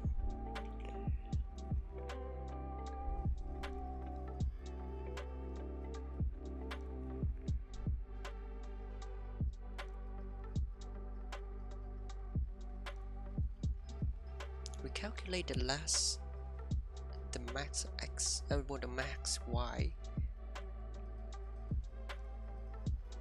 and then we remove that, we subtract that. The min y is always 0. Let's just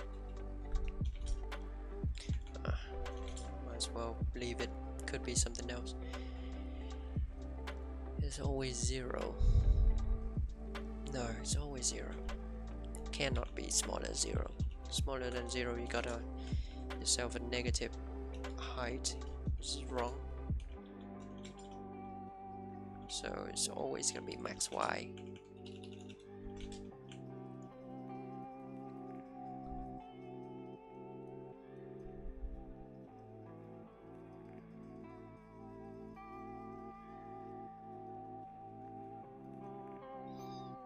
Minimum positive. Anything greater than 0.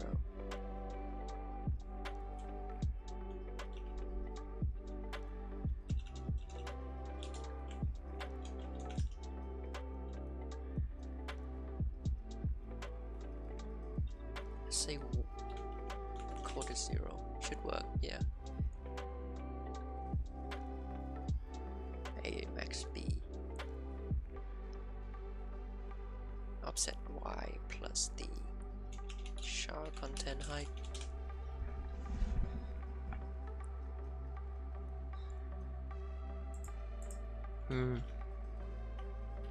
That's wrong. Iterate children. Does it iterate into deeper level? No, it's just going to next sibling. Okay. Okay, good.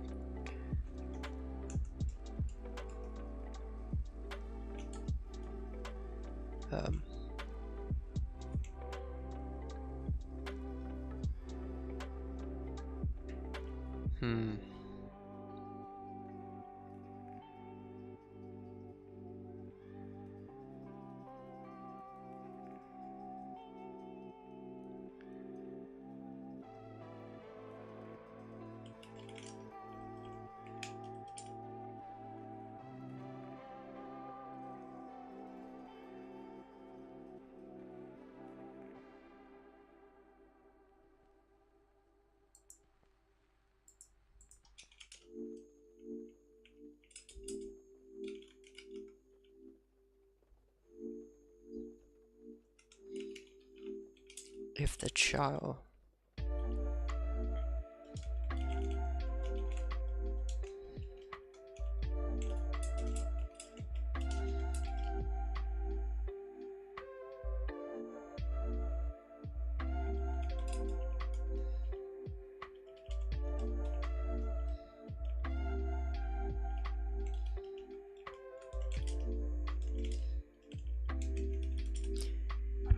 there's a little hack right there.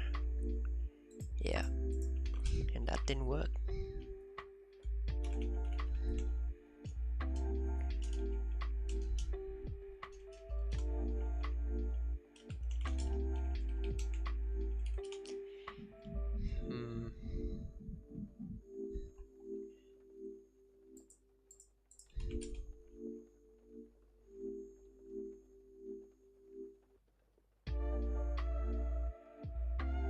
Oh right, because it didn't calculate it at that step yet.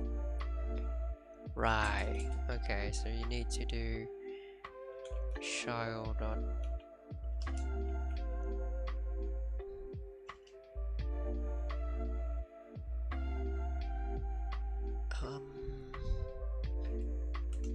Just feel wrong. What did we do beforehand?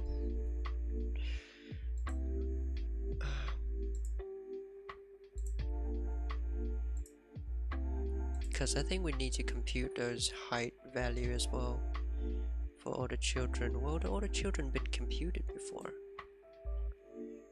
I think. Yeah, just add the margin box height. So if their margin box heights are 0, return 0.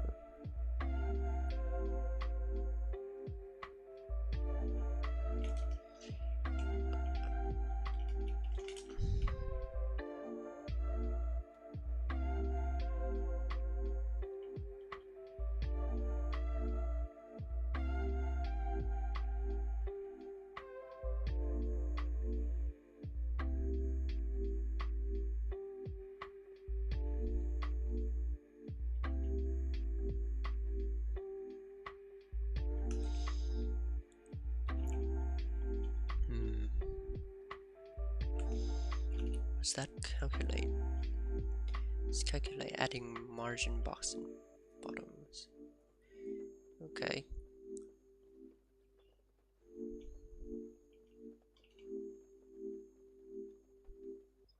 Oh, it's just adding pattern and stuff.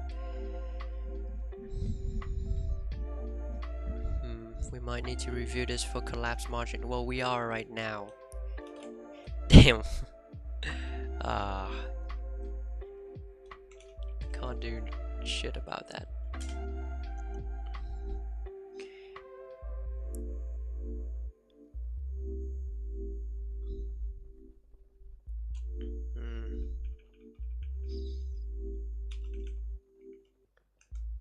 Oh, what is this shit?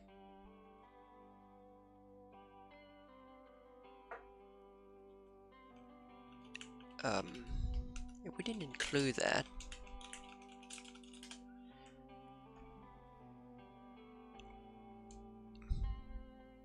Did not include an extra space at the end.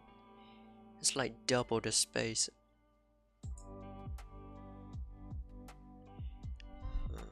That it used to have.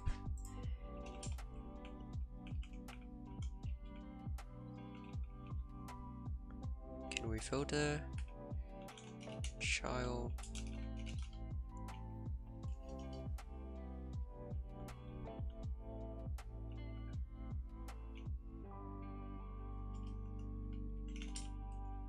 Just filter those that actually associate with a with an elements, and that's fail. Very nice. So we shouldn't filter them.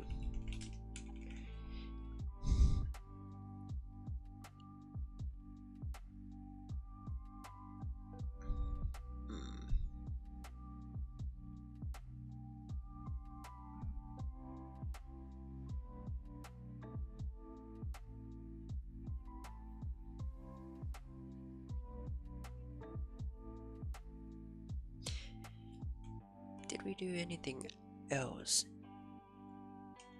after computing the height?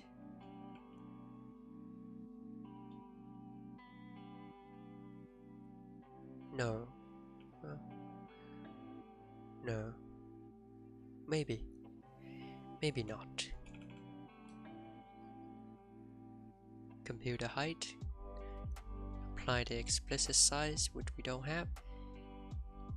If it's scrollable, then redo it.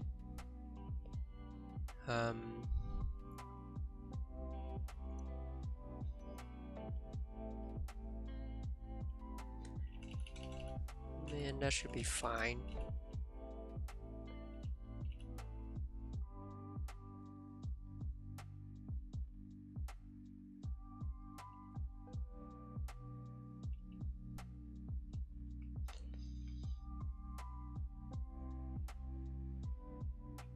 Oh, should we minus the padding?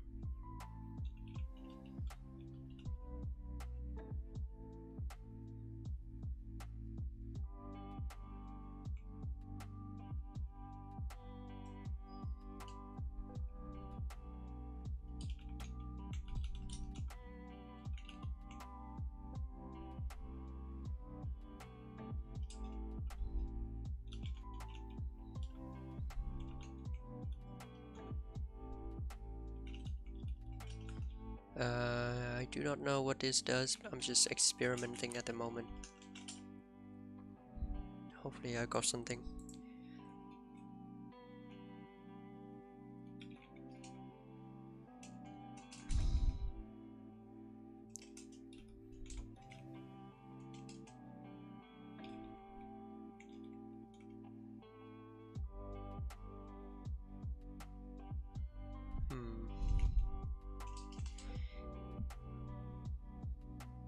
God damn it.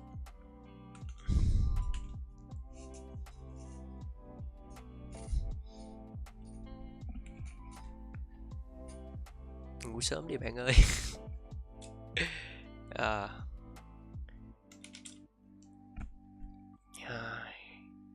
Chắc tôi nên ngủ nha. Stream cũng lâu rồi.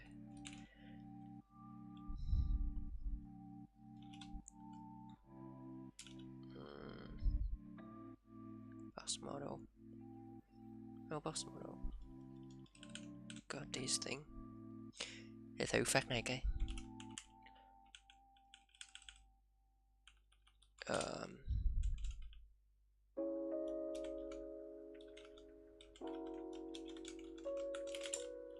Does that work?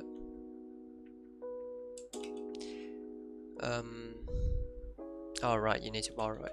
God damn it.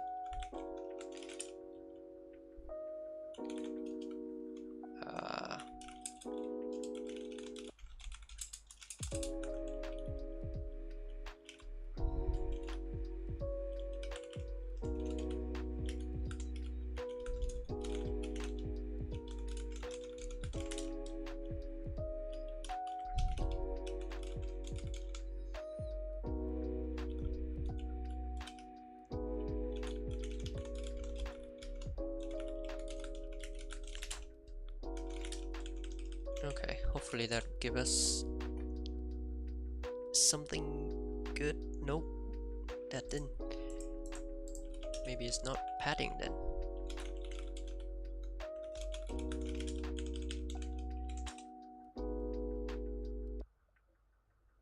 Nope.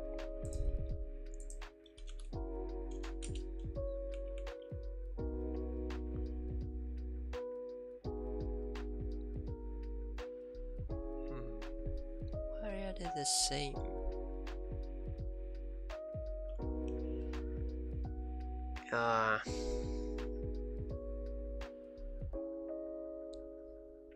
I got no idea now. Well, we'll stop here, and we'll continue some other time. Hopefully, I can figure out what's wrong with this one. We fixed some bugs today, which is nice. Unfortunately, we didn't get to fix the whole thing here, but we have to stop here. It's been 1 AM now, so maybe we should stop. Thank you for watching, everyone, and I hope to see you on another stream.